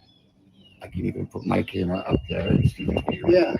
The team version That's of the evidence. view it would have gotten. Meanwhile, Proctor and his partner, Yuri Buchanan, didn't even go to 34 Fairview Road that day to investigate the scene. At 11:30, they decided it was finally time to interview some witnesses. But instead of separating them and recording their interviews at a police station, which is what detectives always do, they decided to interview just 4 witnesses: Jennifer McCabe, Matt McCabe, Nicole Albert, and Brian Albert at the McCabe's house. After being together all morning getting their story straight, the 4 of them drove across town in the middle of a blizzard where they were interviewed by Proctor and Buchanan. At no point was anyone in the house treated as a potential suspect who had to be ruled out. Their story was a simple one and was blindly taken as gospel by police. John O'Keefe never came in the house. But this story strained credulity because there's no possible way that none of them would hear or see a 3-ton vehicle striking a man, and that none of them would see his body laying on the lawn when they left. The 4 McAlberts all told the same story. They went out to the bar, things seemed fine. Karen and John pulled up outside. He never came in. She left. And in the morning, when Jen and Karen went out looking for him, Karen had a cracked taillight and said, "Could I have hit him?" upon finding his body. That was it. That was all Michael Proctor needed to hear to determine that Karen Reed was the killer. He didn't speak to anyone else, but he made up his mind by 12:30 p.m. By that time, no taillight pieces have been found. No one saw a body on the lawn. No surveillance video was pulled, and none of the first responders were interviewed. Nonetheless, Proctor and Buchanan had determined that Karen Reed was guilty, so they got in their car and drove to her parents' house in Dighton to seize her phone and car, which he knew was the murder weapon, based solely on what Jennifer McCabe had told him that Karen Reed had said. A cover-up is easier to cover up when you involve less people. It's not what the police did do during the investigation they made that made it a cover-up. It's what they intentionally didn't do. Proctor didn't interview Julie Nagel, Caitlin Albert, her boyfriend Tristan Morris, Brian Albert Jr., or any of the people who were admittedly at the house that night. Sarah Levinson was in the house that night, and her name was kept hidden from the defense for almost a year. Julie Nagel wasn't interviewed until 9 months after O'Keefe's death. And No, Yeah. it's very possible. Scary. After the defense filed a motion in which they pointed out how impossible it would be for no one to have seen a body on the lawn. Conveniently, for the first time at her interview, Julie Nagel told Proctor that she saw a dark, shadowy figure on the front lawn. She didn't say it was a body because she would have had to call police if she did. But calling it a dark, shadowy figure was her way of suggesting that something might have been there without implicating herself. Conveniently, at trial, Julie Nagel's story also evolved, this time claiming that the dark, shadowy figure was actually a 5 to 6 foot black blob She testified that she realized the next day that the black blob was John O'Keefe, but didn't come forward to speak with police about it. Then there's Colin Albert. Despite admittedly being at Brian Albert's house that night, Colin wasn't interviewed by police until 18 months after John's death, and only in regards to him being a victim of alleged witness intimidation. Conveniently, on the day Karen Reed was arrested, Colin's mother, Julie Albert, sent Proctor's sister, Courtney, a text message offering a thank you gift to Proctor for not interviewing Colin. Instead of telling her that this was unethical, Proctor told her to give the gift to his wife, Elizabeth, instead. Colin Albert never had to hand over his phone or answer any questions from police. His existence at the house was hidden, despite the fact that Steve Scanlon somehow knew he was there that night. Colin claimed that he was home in bed by 12:30, but yet at 12:33, minutes after Reed left 34 Fairview and John O'Keefe's phone moved for the last time, Colin called a friend named Erin Beatty. She didn't answer, as kids at that age almost never call each other, and when she contacted him the next day, he goes, never mind. For telling people this story, Erin Beatty and her father, Tom Beatty, were harassed and ostracized by adults in the Canton community. Jennifer McCabe and her friend Jill Thomas reportedly told 17-year-old Erin Beatty to, quote, put a dick in your mouth instead of talking so much. Chris Albert confronted Tom Beatty and tried to get him to say that Colin never called Erin that night. They were going out of their way to pressure the Beatty family to lie and cover for Colin. Since Colin didn't speak with police and his parents did the speaking for him, an alibi for Colin was finally presented at trial, claiming that he was picked up by Jennifer McCabe's daughter, Allie, at 12:10. As evidence, the Commonwealth submitted an unverified screenshot of a text message with the name Colin at the top. No cell break report, just a screenshot that Chris Albert gave prosecutor Adam Lally. At 12:10, Allie tells what she claims is Colin, I'm here, but it doesn't say where here is. For all we know, she could have been picking up Colin to drive him to 34 Fairview, which would make sense because the party wasn't really starting until everyone else got back from the bar. Allie testified that she was driving people around all night and that Colin Albert was her last pickup at 12:10. She said she was home in bed by 12:30, but there was just one problem with that. Her Life 360 data shows that she was driving around till 1:30. But just like all the phone calls and Google searches in this case, the Commonwealth's response to this was that it was just a mistake. If we're to believe Colin's story, it would mean that a 17-year-old who likes to drink and party asked Allie McCabe for a ride to 34 Fairview Road to wish his much older cousin a happy birthday in person, then had her pick him up 90 minutes later in order to get him back home as soon as his fun uncle and his friends showed up to party. Right. Meanwhile, Chris Albert initially testified that he left the Waterfall Bar and was home at between 12:05 and 12:10. He said that Colin got home 15 to 20 minutes later and came upstairs to say goodnight to his parents. There was a problem with that story, though. I do not believe that. I'm sorry, but kids that age do not. No, they sneak in their room.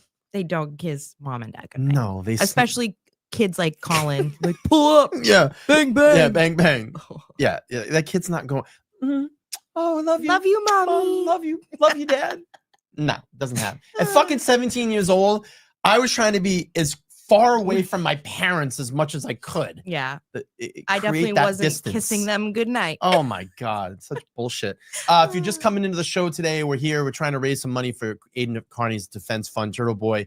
You can click the link at the top of the chat or the link that's been floating through the chat and just make your donation. If you have a donation, just make sure to put LTL or LTL Media inside your comments so we can track them. Right now, we're currently at $1,200. I'd love to reach in the next half an hour or so, reach our goal of it was 1,000. We bumped it up to 1,500, and that would be really great here on this Mother's Day. Go ahead. Thank you for to Canadian Turtle Rider. I love that. It's international. Awesome. Yeah. We got you, Dr. LTL Media. Thank you so much. And a heart and a Canadian flag. Awesome. We're going to keep playing here. This is seen on surveillance video at the Waterfall Bar at 12:13, and it would take him at least 7 to 8 minutes for him to walk home from there. By his own admittance, his son Colin got home much closer to 12:45, which meanwhile. Go ahead. But does he come in to kiss you goodnight? Yeah. So Law says my 17-year-old says goodnight to me, but only when he gets home in time. Yeah. Exactly. I love that. While Chris Albert initially testified that he left the Waterfall Bar and was home at between 12:05 and 12:10. He said that Colin got home 15 to 20 minutes later and came upstairs to say goodnight to his parents. There was a problem with that story, though. Chris is seen on surveillance video at the Waterfall Bar at 12:13, and it would take him at least 7 to 8 minutes for him to walk home from there. By his own admittance, his son Colin got home much closer to 12:45, which would mean that he was still at Brian Albert's house when John O'Keefe arrived. This is why the defense is so suspicious of Colin Albert. The McAlberts in the Commonwealth are insistent that Colin wasn't there when John O'Keefe was allegedly killed. But why would it matter if he was inside and John O'Keefe was killed outside by Karen Reed? Why did he call Erin Beatty, a girl he wasn't dating, out of the blue at 12:33? Why did his family try to silence the Beatties? Why did his mother offer Proctor a thank you gift? And why were his knuckles so cut up in a picture a few weeks later? Colin had an explanation for that too, which illustrated just how easily he could lie with a straight face. And I was walking up the driveway and I slipped down the driveway and I tried to catch myself, but I had something in my left hand. So I tried to brace myself with my right hand and I ended up sliding a little bit down the driveway. Right. Obviously, that was a lie, which begs the question, if he didn't do anything wrong, why did he have to lie? Colin also testified he'd never been in a fight before. Shortly after that, the internet found 3 videos of him fighting, proving that he lied about that too. Why lie if you have nothing to hide? You're a bitch, bro. Fuck you. Yeah, fuck you, pussy.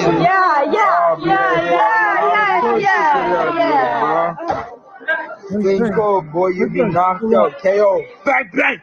These are questions an investigator looking for the truth could have grilled him on. Colin was a hothead and previously had issues with O'Keefe. But when the lead investigator is Michael Proctor, whose mother describes Colin's family as a second family, you don't have to worry about being questioned by the police. But perhaps the most obvious witness that Proctor went out of his way not to speak to was Brian Lucky Loughran. Proctor interviewed DPW Director Michael Trotta and claimed that Trotta told him that the Canton DPW does not plow Fairview Road. This was an outright lie. I tracked down Mr. Trotta and asked him myself. For any reason that Lucky Loughran, Brian Loughran, would have been plowing that road at 2:30 in the morning? We generally have 2 people on every route. So there's usually a town plow with a contract plow.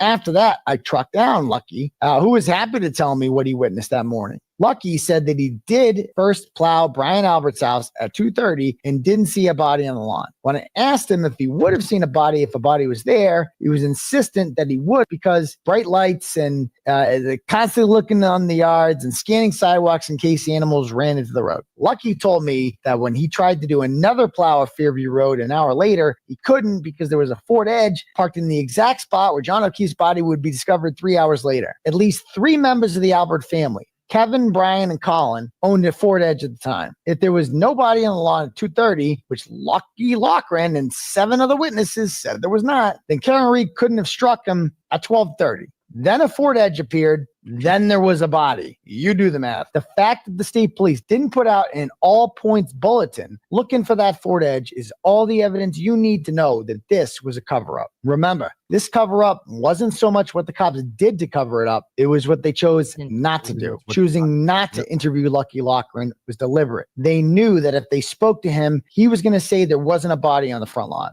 And logically, they'd have to pursue. In a police investigation, it's not an A to Z. It's not an A to Z path.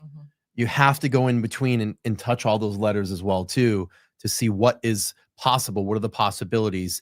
And in what they did in John's death is they knew everybody that was involved. They skipped all the letters in between A to Z and they went right to A to Z and just made this conclusion. And again, pinning on Karen Reed. Make it the easiest way possible. Whoever was driving the Ford Edge, since they were allegedly right next to a dead cop on the lawn, Michael Proctor didn't want to pursue any leads that didn't point to Karen Reed. The state police finally decided to interview Lucky Loughran 18 months after the death of John O'Keefe and 2 days after I published this bombshell interview with him. But Proctor and Buchanan weren't trying to learn more about the Ford Edge. They were trying to discredit his testimony and get him to say that I illegally wiretapped Lucky. At trial, Brian Tully testified that he didn't investigate the Ford Edge because Loughran couldn't possibly be sure it was a Ford Edge. But it had 4 wheels and an engine, and whoever was driving it was supposedly parked next to a dead body that police think was run over by a car. So wouldn't you want to find out who that person was and speak with them? Nah. Better just pin it on Karen Reed. Rather than question any of these witnesses, Proctor and Buchanan drove to Dighton to seize Karen Reed's car, which they hadn't seen yet, because they were certain that it was a murder weapon. No taillight had been discovered at the scene yet. At 2:30, they called and asked Dighton police for a tow. When they arrived an hour or so later, they didn't take a picture of Karen Reed's car to show the condition. So let's see. TMM's asking, is all this information confusing me? No, because I've been in it for about a year and a half. Yeah. I've been immersed in this in a year and a half, and I know exactly what's going on here. Yeah. So I think you also need to watch Framed 1 before you watch Frame 2. Yeah, I've been following this case since like April or May 2023, whenever the first Framed came out. that would be April when the story dropped. April 18th is when the story dropped in 2023. Yeah, and I saw it pretty early on, and I started following it quietly for the majority of the time. But yeah, so I think if you already understand a lot of the case, it's not confusing. I came into it and just at the cusp of the end of August of 2023. So pretty early on. Pretty early on. And that's what I said, you know, and I admittedly said to Aiden when he came on my show, after about 2 weeks of me kind of diving into this, I told him, I was like, I don't really know a lot about it, but I want to hear, since you're the one that broke this, let's hear from you and you can educate me and the audience. He's like, I'm glad to do that. Yeah. And then just immersing myself in this and digging through it. Yep. You know, now at the point that we're at now, it's just crazy. It's crazy. I would think that, you know, you're talking about a case, you're getting familiar with it. And I look, you know, almost a year and a half later, it's like I've sat in court a couple of times and seen this trial unfold in front of my eyes. Yeah. It's unbelievable. You've become friends with the Reeds. I've become friends with the Reeds. I've gotten to know them. I've had many, many conversations with Karen. I've met wonderful people like you and all these people come to this channel, all the boots on the ground people, the people that show up for court, all Aiden supporters, all the wonderful creators and experts that have come to my channel to talk about this. I mean, it's been very life-changing for me. And that's why I wanted to do this show today. And that's why I periodically will do these shows to give back to Aiden, because he opened the door for a lot of people. He really did. And this is, you know, my tribute to him. And, you know, we'll continue to do this throughout the remainder of this trial as well, too, and his trial. I've also met a lot of great people through this movement. I was talking about it last weekend with Britt and Beatrice, that we've just met some of the most caring, generous people through this movement. So it's really there's been a lot of good that's come out of something horrible. Yeah. I mean, if I can do anything to give back, like we've done shows here and donated thousands of dollars to Karen Reed's Defense Fund and, you know, being able to do shows like this and have, you know, the ability to do them and give back, you know, to this community is what we want to do. All right, here we go.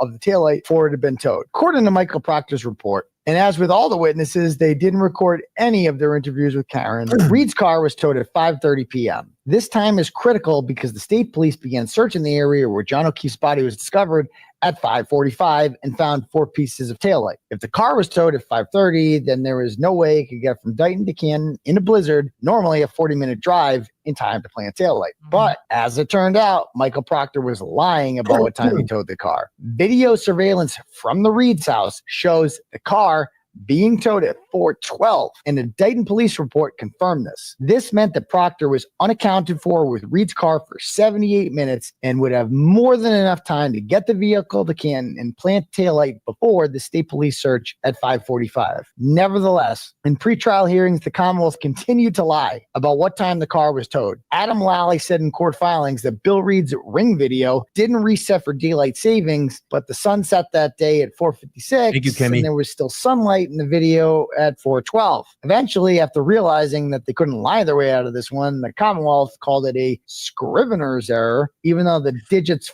412 are nowhere near 530 on a keyboard. The state police CERT team, led by Lieutenant O'Hara, began arriving at 34 Fairview Road at 4:51 to search the area where John's body was discovered. By that point, Proctor's commanding officer, Lieutenant Brian Tully, determined that O'Keefe was hit by a car and told O'Hara that they were looking for pieces of taillight. The scene was unsecured the entire day, and more than 18 inches of snow had fallen since the Canton police searched the area and didn't find a single piece of taillight. Internal messages show that the CERT team was ready to start digging at 5:30, but that Lieutenant Tully did not give them the green light. Time was of the essence, and snow was continuing to fall. What was Tully waiting for? Simple. They needed to wait for Karen Reed's car to arrive in Canton first. They could have brought the vehicle to any state police barracks close to Dighton, including Middleborough or Foxborough. Yet they insisted on bringing the car to the Canton Police Department less than 2 miles away from Brian Albert's house, where Kevin Albert was working. The car is seen on video, which was shown for the first time in Reed's first trial, entering the Canton Police Sallyport garage at 5:36 p.m. Proctor could be seen hanging around what appears to be the left rear taillight, which was not broken. In other words, there was no evidence Proctor went anywhere near Reed's broken right rear taillight, except there's just one problem. The video shown in court was intentionally inverted. What appeared to be left was actually right, and Proctor was hanging out there for a while. In the video, the word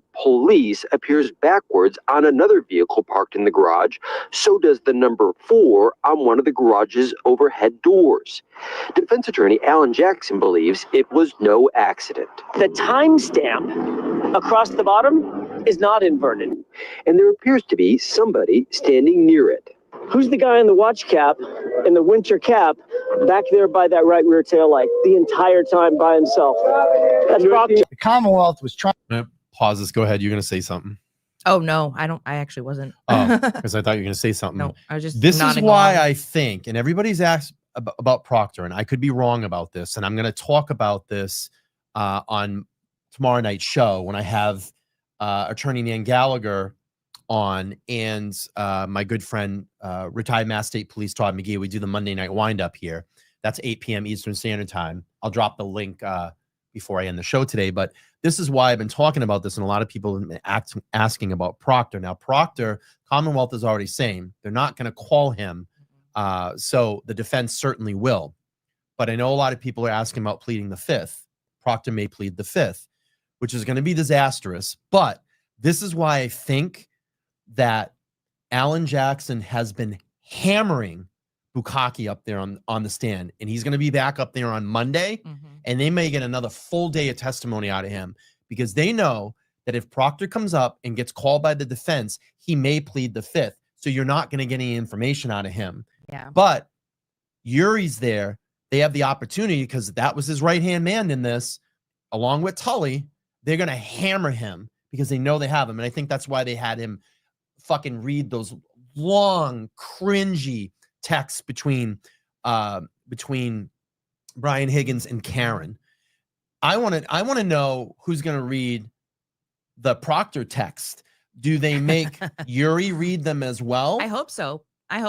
You know, maybe they're going to make him. And I love his face when he's like, when Canoni goes, "You're not going to make him read through it." He goes, "I plan on it." Jackson goes, "I plan on." Yuri's face is like, "Oh fuck!" Like I'm going to have to read all this and torture him up on that witness stand, beat him down, keep him there for a long time because your memory starts to kind of fade, and let's get the truth out of him.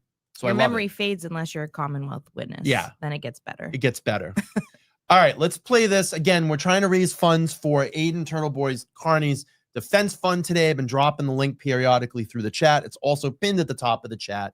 You can make just even a $5 donation. That makes a huge difference in his defense fund. We got about another 25 minutes or so. We're going to wrap this one up here in about 25 minutes. And then Lauren and I are going to go get a meal of food because I'm starving. I want a steak. All right, let's go. Trying to deceive the jury. The cover-up was happening right in front of millions of people. For 20 seconds at 5:37, the video cuts out. And when it begins again, you could see another unknown man who was not in the video before, leaving the area where Proctor was standing by the right rear taillight. Who was this man? And did he have pieces of taillight with him when he left? Was it Kevin Albert or Brian Higgins' close friend, Chief Ken Berkowitz? The Commonwealth still can't explain who that was. But coincidentally, 5 minutes later, after that, Lieutenant Tully. Well, I don't know the legal ramifications of this, but I would look at it this way. He's no longer an officer. He's not protected by under being a police officer, a regular person. And we even see in the O.J. Simpson case. Civilian. Yeah, it was civilian. Thank you. We even saw in the O.J. Simpson case when Furman got caught, making those racial statements, what did he do? He pled the fifth. So I don't know how that works. We're going to all explain that tomorrow night's show. You're going to want to be here with Todd McGee and Dan Gallagher, and we're going to go through that. But I would just think he possibly could plead the fifth. All right, let's go. He gave the CERT team the go-ahead to begin their search. Lieutenant O'Hara testified that he had no idea who several members of the CERT team were, but said that he believed they were Canton police. Minutes after they began searching, someone, they never said who, found a piece of red taillight under 18 inches of snow. This was the exact same area Lieutenant Gallagher searched on video during the daylight with a leaf blower on video and did not find any taillight. Yet the CERT team was able to find it under all that snow with minimal effort in the dark 10 minutes after Reed's car arrived at Canton Police. Whoever this officer who found the taillight was never testified at trial. They also found John's missing size 12 shoe that the Canton Police completely missed during their search. So either the Canton Police are blind and incompetent, or the taillight and the shoe were planted. Shortly after that, someone... Okay, just to clarify this, I just Googled it. And again, this is just Google, not a lawyer. I know everybody's going to argue the point that I said this. That's going to be the crux of today's stream. But I'm going to put this up there, and I just Googled. Can you plead the fifth if you testify in a first trial? Yes, you can plead the Fifth Amendment even if you've previously testified in a trial. The Fifth Amendment protects individuals from being compelled to incriminate themselves. This means you can refuse to answer questions if you reasonably believe that your answers could expose you as into criminal charges, regardless of past testimony. Again, I'm not a lawyer. We're going to get all this squared out tomorrow night on the Monday Night Windup with attorney Dan Gallagher and my good friend, retired Mass State Police Todd McGee. All right, let's go. The CERT team found 3 more pieces of taillight. Once again, we don't know who, but Brian Tully had seen enough. And now that he had some physical evidence linking Reed to the crime scene, he shut down the search. O'Hara offered to come back the next day in the daylight to search some more, but Tully told him he was all set. Instead, the state police were instructed to drive by on their way to work to see if any taillight presented itself. And wouldn't you know it, it did. Over the course of the next 3 weeks, Chief Berkowitz, Sergeant Buchanan, and Proctor found a total of 47 pieces of red taillight. The pieces actually became bigger as time went by. All right, we got an update. Lauren's going to read the donation and the long chat. Wow. Thank you, Loves Animals 246 for the $30. Sending you and Karen Reed all the positive energy in the world. Thanks to LTL Media reminding me. Keep fighting the good fight because you're both speaking for every person that can't or that couldn't when the Canton Mafia screwed them over. Prayers, hugs, and love to you both. Free Turtleboy and free Karen Reed. Thank you so much. That was very nice. Thank you. Leading to this dinner-sized plate discovered by Proctor on February 18th. You got that? Canton Police, the CERT team, and everyone who went to the house for 3 weeks didn't see that piece of taillight just a few feet from the curb. Of course, Proctor didn't take any pictures of any of this because documenting isn't really his thing. After all, it's just the murder of a cop. Who cares about completely incorrect police reports? No chain of custody and a complete lack of documentation. You would think after the second or third time that taillight presented itself that the state police would have preserved the crime scene, but not these Keystone cops. They just kept doing their drive-bys until they could put the entire taillight together like a jigsaw puzzle. Here's the problem though. Reed's taillight did not look like this when she pulled out of John's driveway at 5:07 seconds after backing into his car. As you can see, the taillight was cracked, but not completely broken. Don't take my word for it. Listen to Dayton Police Sergeant Nicholas Barros, who observed the condition of the taillight at the Reed house and made sure to point out. I saw that there was some damage to the right rear taillight. To my best ability and recollection, that taillight was not completely damaged. It was cracked and a piece was missing, but not completely damaged. Perhaps the biggest obstacle for the Commonwealth was explaining John O'Keefe's injuries. In the words of John's brother, Paul O'Keefe, John looked like he had gone 5 rounds with Mike Tyson. Yep. People who get backed into cars have bruises and broken bones, but not John O'Keefe. Instead, John had 2 black eyes, a 3-inch laceration in the back of the head that looks like he was hit by a blunt object, and parallel linear cuts exclusively on his right arm. And did I mention that Brian Albert owned an aggressive German Shepherd named Chloe with a documented history of biting strangers and dogs? They tried to hide this from the court by opposing a defense motion for Canton animal control records and having Brian Albert's attorney, Greg Henning, lie in open court by claiming that Chloe never bit a human being. Animal control records show that Chloe sent at least 2 people to the ER. According to Dr. Marie Russell, who has done thousands of autopsies, those are dog bites on John's arm. And guess what? The 6-year-old family dog was suddenly rehomed a few months after John's murder. They claim that Chloe is somewhere in Vermont, but won't say where. Oh, and they sold the house and they ripped up the basement floor too, but there's nothing suspicious about that. The Commonwealth originally claimed that Karen Reed struck John O'Keefe while doing a 3-point turn, and they stuck to this theory for the first 18 months after Reed's arrest. But after a turtle rider pointed out that it would have meant that the wrong taillight was broken, they quickly abandoned that theory. Yep.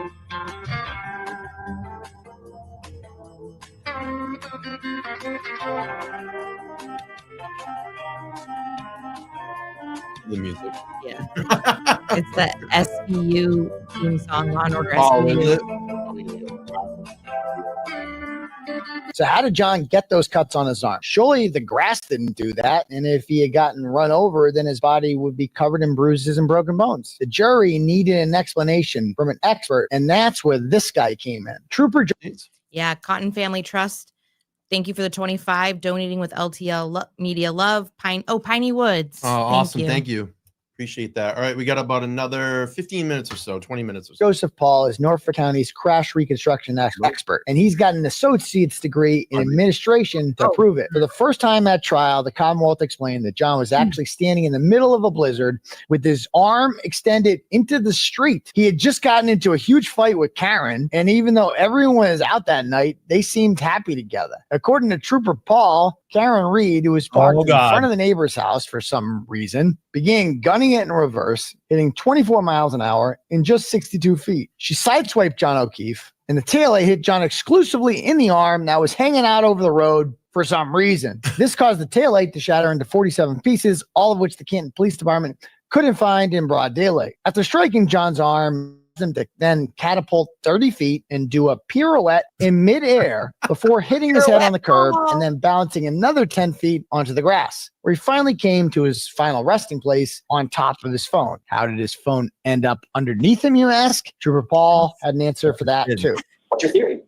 How that cell phone ended up flying 30 feet? It just did. And somehow, as he landed, tucked that cell phone underneath his body, so he landed on top of it. God. It just did. That's the evidence at the scene. I didn't put the evidence there. So well, he didn't. It just did. Did. And how did he get the laceration in the back of his head? Simple. The grass did it. You see, it was cold out that day. And when it gets cold, the ground turns into a blunt object that causes a cut like this, which looks like Professor Plum hit you with a lead pipe. I decided to test this theory out to see if it was even possible to accelerate to 24 miles an hour and 62 feet. This is 62 feet. We're going to mark it off right here. All right. Boom. All right. And that's where 62 feet is. See my car up there?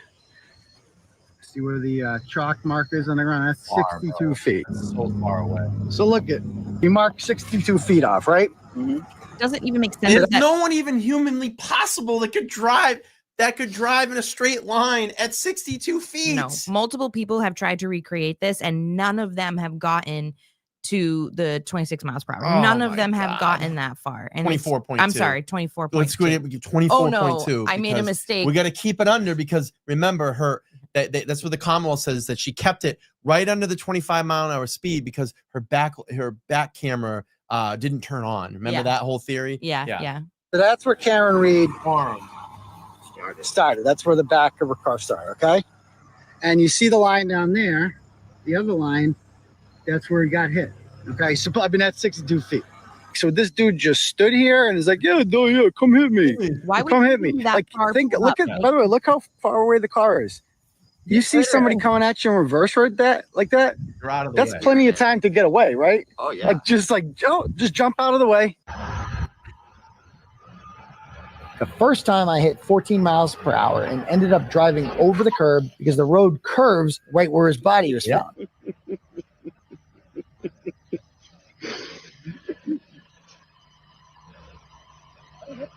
You're on the I hit curb. something. He goes, I hit something. Yeah, you're on the grass. Then I got up to 17 miles an hour, and finally, when I put the pedal to the metal, I was able to hit 19.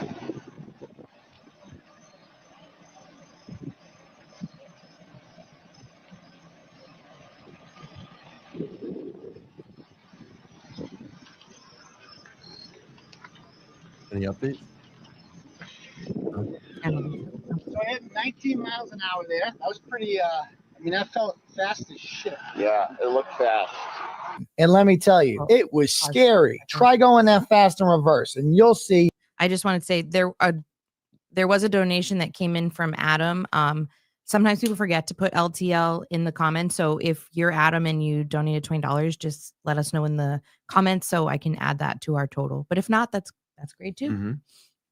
Is that it? The next one specifically says scratch tickets. So Okay. I don't think that's related to us. Here we go. That it feels like a But roller anyways. coaster. It's not natural. There's no possible way you can accidentally run into someone at that speed. Keep in mind, I did this in perfect conditions with a Lexus that had a comparable engine to Reed's car. I couldn't come close to 24 miles an hour, and I wasn't a good enough driver to avoid the curb. But the Commonwealth would have you believe that Karen Reed transformed into a NASCAR driver, hitting 24 miles an hour in 62 feet, cutting the wheel just in time to intentionally hit her target in the arm. Oh, yeah, and no one inside the house saw or heard it happen. And they call us conspiracy theorists. You don't have to be a doctor to realize that this was complete bullshit. But luckily, the defense had not one, but two doctors who testified as to the scientific reasoning why John O'Keefe wasn't hit by a car. Dr. Daniel Wolf and Dr. Andrew Rentschler are crash reconstruction experts who work for a company called ARCA. They have contracts with the Department of Defense and the NHL and were hired by someone, the defense wasn't allowed to say who, at trial, to run tests in order to see if John O'Keefe's injuries could have come from a motor vehicle collision. They made it clear that the laws of physics said that John O'Keefe could not have been hit by a car and that a side swipe would not knock him out of his shoe. So not only does the red taillight bloom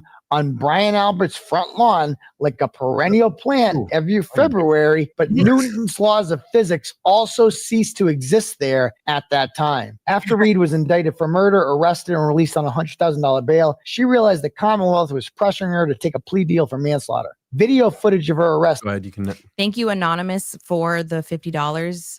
LTL fundraiser, XOXO, Mama She 13. Thank you so much. you. Thanks for supporting Aiden. We appreciate that. All right, here we go. Booking on June 9th, 2023 shows Reed telling Sergeant Buchanan.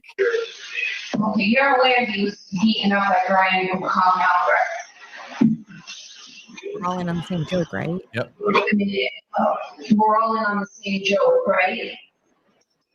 My taillight is cracked and John is polarized. Karen realized that she was up against the most powerful and corrupt government officials who felt political pressure to get a conviction for an alleged cop killer. In September of 2022, she hired high-profile LA-based attorney Alan Jackson and his associate Elizabeth Little, specifically because of Jackson's experience with cell phone data extraction. Jackson had previously represented Kevin Spacey in Nantucket after he was falsely accused of sexually assaulting a young man. The data extraction showed that a number of exculpatory text messages from the alleged victim's phone were deleted by his mother, Heather Unruh, a WCVB reporter, and Jackson got the case thrown out. In October of 2022, the Reed team filed a motion asking the court to order that several people inside the house, including Brian Albert and Brian Higgins, preserve their phones. For the first time, they put on the record their theory that John O'Keefe was killed inside the house and that Karen was framed afterward. Shortly after the motion was filed, Brian Albert's youngest brother, Tim Albert, posted this ominous, threatening message on Facebook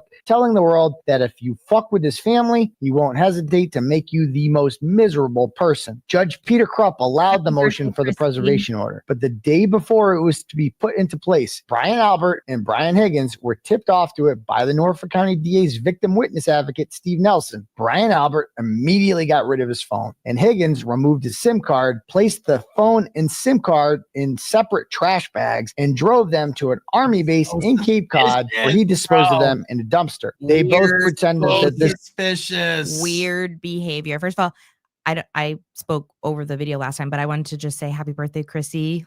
May birthday is great. Also Better with the Irish. Thank you for the $40. Thank you so much.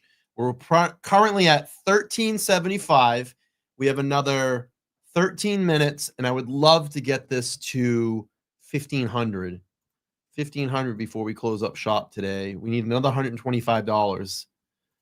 Another 125 would be great. All right, we can do this in 13 minutes. Let's go. Let's raise 100. This was normal when they testified. Back to the ARCA experts. Guess who hired them? Not the defense. It was actually the FBI. Shortly after the addition of Jackson and Little, Reed's defense team reached out to the United States Attorney's Office because they believed their client was the victim of a police cover-up and corruption in the DA's office. The USAO easily could have ignored them, but they found their claims credible and ended up launching an investigation into the investigation of John O'Keefe sometime around December of 2022. On April 10th, 2023, Colin Albert was visited in his Bridgewater State dorm room by 2 FBI officials with the subpoena to appear before a federal grand jury. Several others inside the house also received summons, including Brian Albert and Brian Higgins. I wrote my first story in the Canton cover-up a week later, and the Karen Reed case blew up overnight. In May of 2023, Lucky Loughran was also visited by 2 FBI agents as he repeated the same story that he told me. There was no body on Brian Albert's front lawn at 2:30. Everyone in the house immediately lawyered up. Brian Albert's family hired attorney Greg Henning. Colin Albert hired Joe Krowski Jr. And Higgins hired Brian Connolly. Higgins immediately cut tie with the Albert family and began ignoring their messages.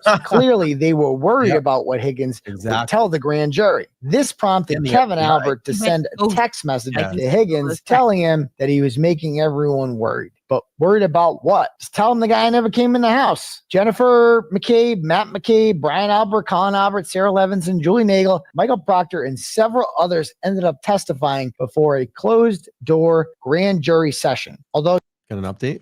Yep. Thank you, Auntie Chrissy, for the $20. It says, got your back, Turtleboy LTL. Awesome. Thank you so much. We got about another 10 minutes, 11 minutes here. And we're trying to raise about 125 before we get off air today. And we're going to go get steak.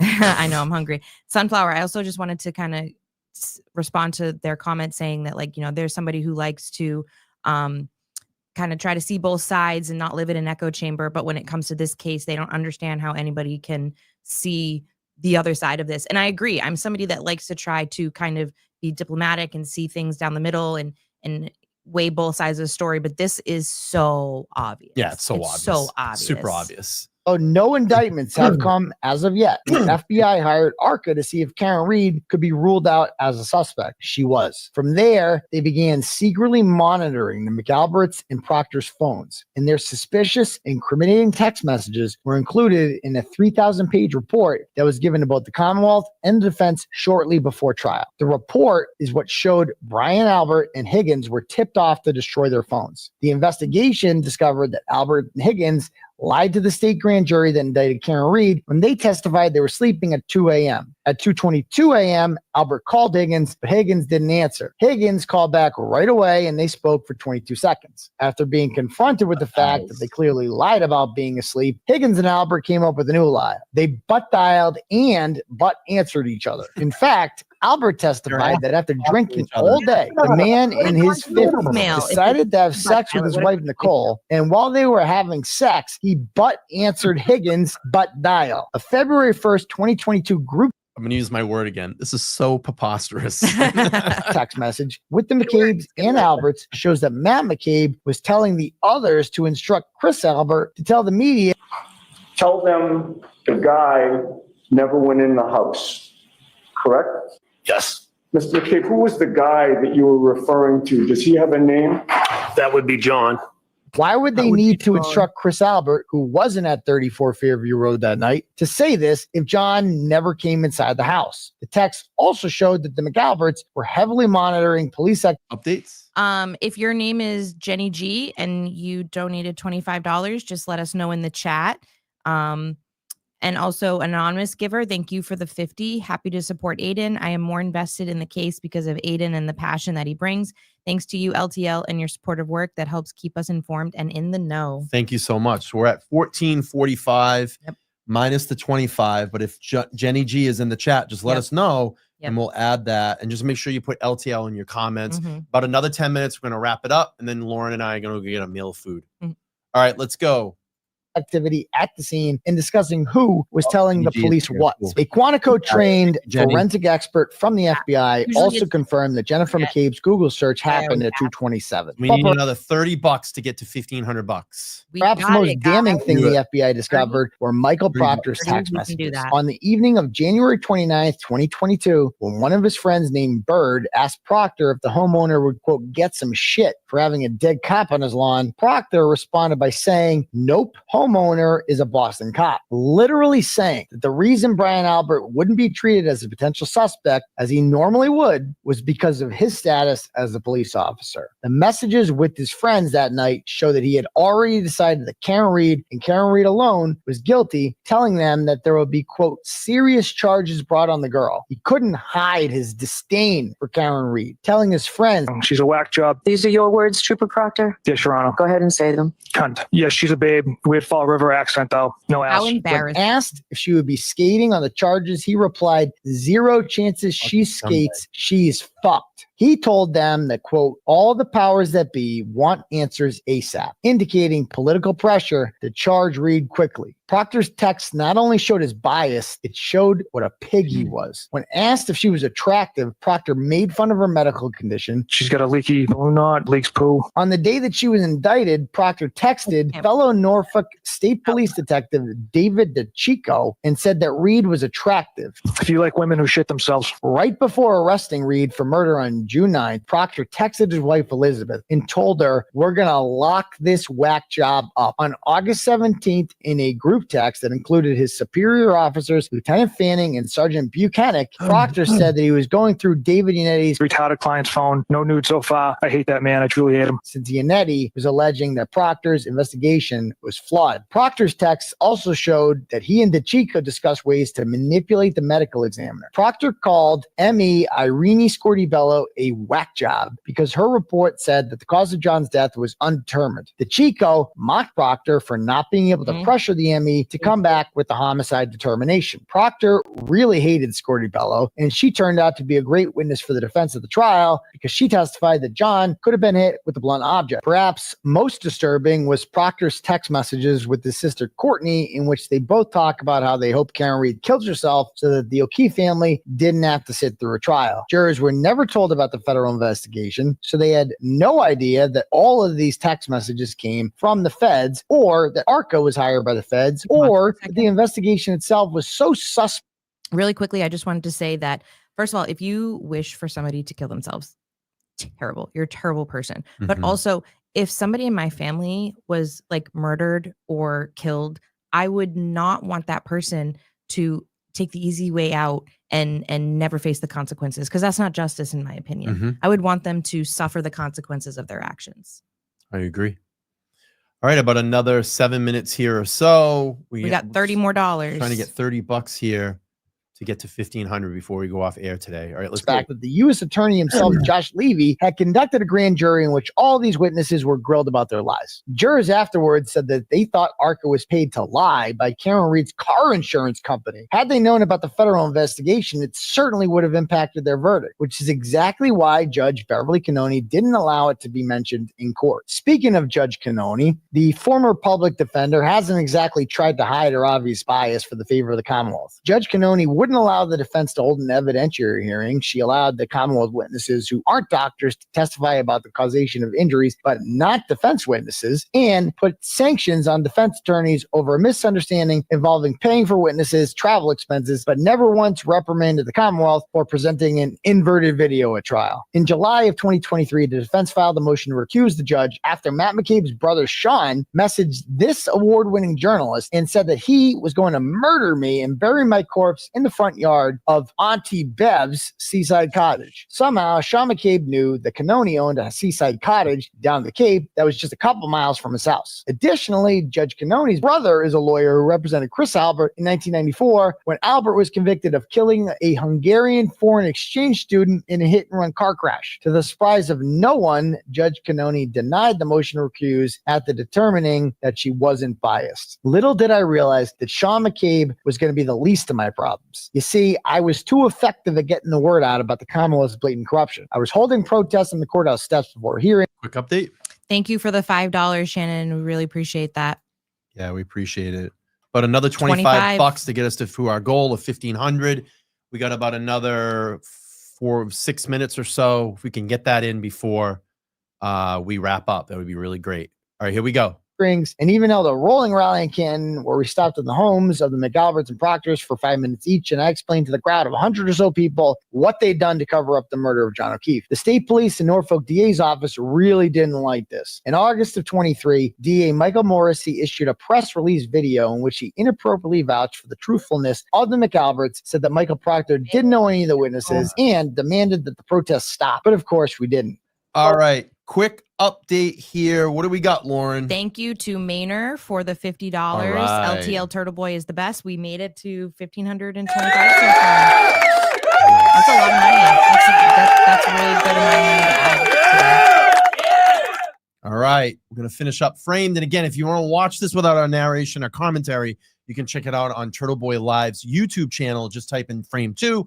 If you haven't watched Frame 1, you need to watch Frame 1 before you watch Frame 2. And we're going to wrap up here, and then Lauren and I are going to get out. I want to just remind everybody, to all the wonderful mothers out there, happy Mother's Day to all of you. Thank you for spending this afternoon with us here. I appreciate it. And we're going to wrap up here in a couple of minutes. I do appreciate that. Donna, thank you so much for the 20. I appreciate that. She said LTL Media Free Turtle Boy. Thank you so much. I will be back again live here on Monday night, tomorrow night, 8 p.m. Eastern Standard Time with my good friend, retired Mass State Police Todd McGee and attorney Nan Gallagher, and we'll be going through a lot of the testimony that has happened over the last couple of days, with a particular focus on Yuri Bukaki. All right, let's finish up Framed, and then we're going to get out of here. Here we go. Colin Albert didn't commit murder. Jennifer McCabe, Matthew McCabe, and Brian Albert. These people were not part of a conspiracy and certainly did not commit murder or any crime that night. They have been forthcoming with authorities, providing statements, and have not engaged in any cover-up. They're not suspects in any crime. They're merely witnesses in the case. Trooper Proctor had no close personal relationship with any of the parties involved in the investigation. Liar. And he had no reason to step out of the investigation. Every suggestion to the contrary is a lie. On September 25th, 2023, I published a story after getting a tip that a car resembling Jennifer McCabe's was seen parked at the Proctor's house. If true, it would mean that Morrissey had lied in the statement about the Proctors not being friends with any of the witnesses. In order to verify this, I asked Turtle Riders if one of them could run a license plate for me and gave them the license plate number of the car parked outside Proctor's house. Several people ran it for me, but one of them was an Avon police dispatcher named Janelle Webb, and it was traced back to her. For the crime of peacefully protesting, reporting the news, and exposing the fact that Michael Morrissey is a liar, I was arrested on October 11th, 2023 at my kid's bus stop and charged with 9 counts of felony witness intimidation, 3 counts of picketing, and 1 count of conspiracy to commit witness intimidation. I was indicted 2 months later. Since I was out on bail, another charge would mean that my bail could be revoked for 60 days. Naturally then, Brian Tully and Special Prosecutor Ken Mello began conspiring with the side chick I was seeing on Friday nights, deputized her as a witness, and got her to invite me over her apartment so that they could falsely accuse me of hitting her and have me charged with witness intimidation. For that, I was sentenced to 60 days in jail on my birthday, the day after Christmas. The trial began on April of 2024 and lasted almost 3 months. On the final day of closing statements, Judge Cannoni called up a juror who was visibly disgusted by the Commonwealth throughout most of the trial and told her that she'd been reported by Lieutenant Lieutenant John Fanning, who was somehow in charge of juror security for allegedly talking about the case at a bar 6 weeks prior. Judge Cannoni then appointed a former cop who was hit by a car to be the jury foreman, exempting him from the lottery that would determine who the alternates were. Clerk Jim McDermott drew 2 numbers out of a bucket but didn't show anyone in court what those numbers were. 2 other jurors who planned on voting not guilty were named alternates and not allowed to deliberate. After 5 days of deliberations, the deep division is not due to a lack of effort or diligence, but rather a sincere adherence to our individual principles and moral convictions. To continue to deliberate would be futile and only serve to force us to compromise these deeply held beliefs. I'm not going to do that to you folks. Your service is complete. I'm declaring a mistrial in this case. Judge Cannoni declared a mistrial without polling any of the jurors. Just when you thought things couldn't get any more corrupt, jurors started speaking out afterwards. The one charge that we were not very clear on and not everybody was in agreement with was essentially the manslaughter charge, involuntary manslaughter. So that was the one that we were not clear on. But the other 2 charges, which was essentially second-degree murder as well as leaving a scene of an accident, was very clear. We all 12 agreed that was not the case. And since the jury instructions were not clear, they had no idea that they could acquit on 2 charges and hang on the 3rd. So now Karen Reed will have to face those charges again, despite half the jury coming forward and swearing that they voted to acquit her. Trial 2 will be very different from the first trial. Michael Proctor has been fired, and it's unclear if he or the disastrous Joseph Hall will be called as witnesses by the Commonwealth. We know that they've abandoned several of their own witnesses that were favorable to Karen Reed, and they've added fake YouTube doctors as expert witnesses who will try to prove that Trooper Paul what he couldn't do in the first trial. The Norfolk County DA's office has hired mob attorney Hank Brennan, a close personal friend of mass murderer Whitey Bulger, to be lead prosecutor for the Commonwealth. They have dozens of ADAs who get paid to do that job already, but all of them refused to do it, and there was no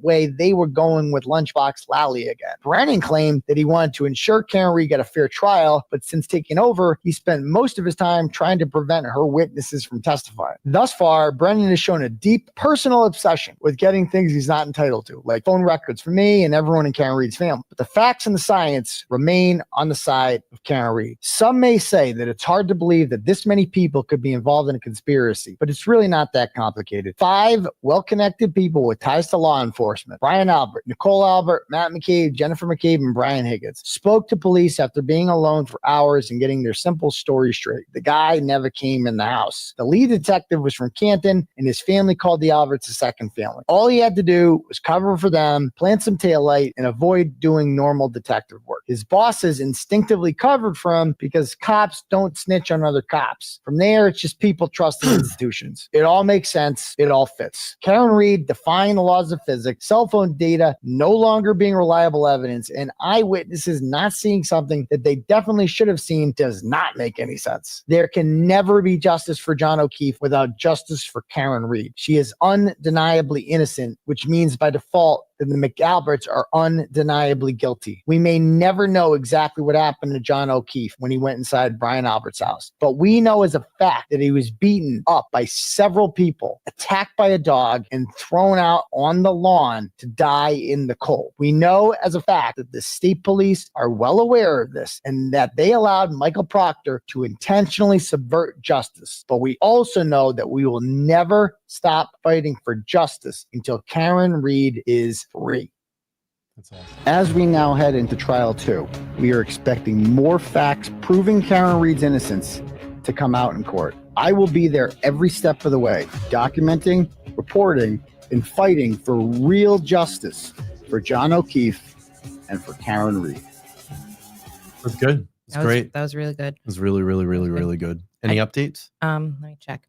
And also, no more, but that's fine. We hit our goal. Really, really quick. I just wanted to clarify something that I said earlier because I was seeing some comments about people who, lost a loved one to unaliving themselves. Unfortunately, I had said that somebody who does that to get out of the consequences, I said the easy way out. I just wanted to clarify that I meant easy way out as far as to escape the consequences. If somebody is suffering from mental health, I do not feel that those are the equivalent. I specifically was talking about somebody who is a coward and does not want to face the consequences of their actions, doing that to escape the consequences. So I just wanted to say that. And I'm so sorry to everybody in the comments who shared their story of losing a loved one. That my heart goes out to you. very close. I lost my brother. I know. That's why I wanted to clarify that I It's all good. specifically meant Listen, that sometimes, scenario. you know, when we're free flow speaking, you know, things just come out of our minds. Yeah, and that's why I wanted to make sure my intention I've was made clear. errors on the program too. I've said things. Mhm. I haven't got things right. I don't Yeah. hold anything against you. Yeah. I knew what you were getting at. Yeah. And it's fine. You know, Mental illness is a totally different game than Listen. somebody trying to escape Yeah. the consequences. You know, I think we all have our issues. I've Yeah. been through it. I've lost a loved one to someone unalived himself. My brother took his life, and I know that whole situation. So I don't hold anything against you. Listen, sometimes we say things and they don't come out the right way. Mhm. That's why I didn't Yeah. say anything. I know. And it's all good. We're Yeah. good. But let's not let that ruin what we did today. I We know, we did raised something over great. $1,500 for Mhm. Turtleboy's Defense Fund. So I want to thank you for hanging out with me today. Lauren and I are starving. We're gonna go eat.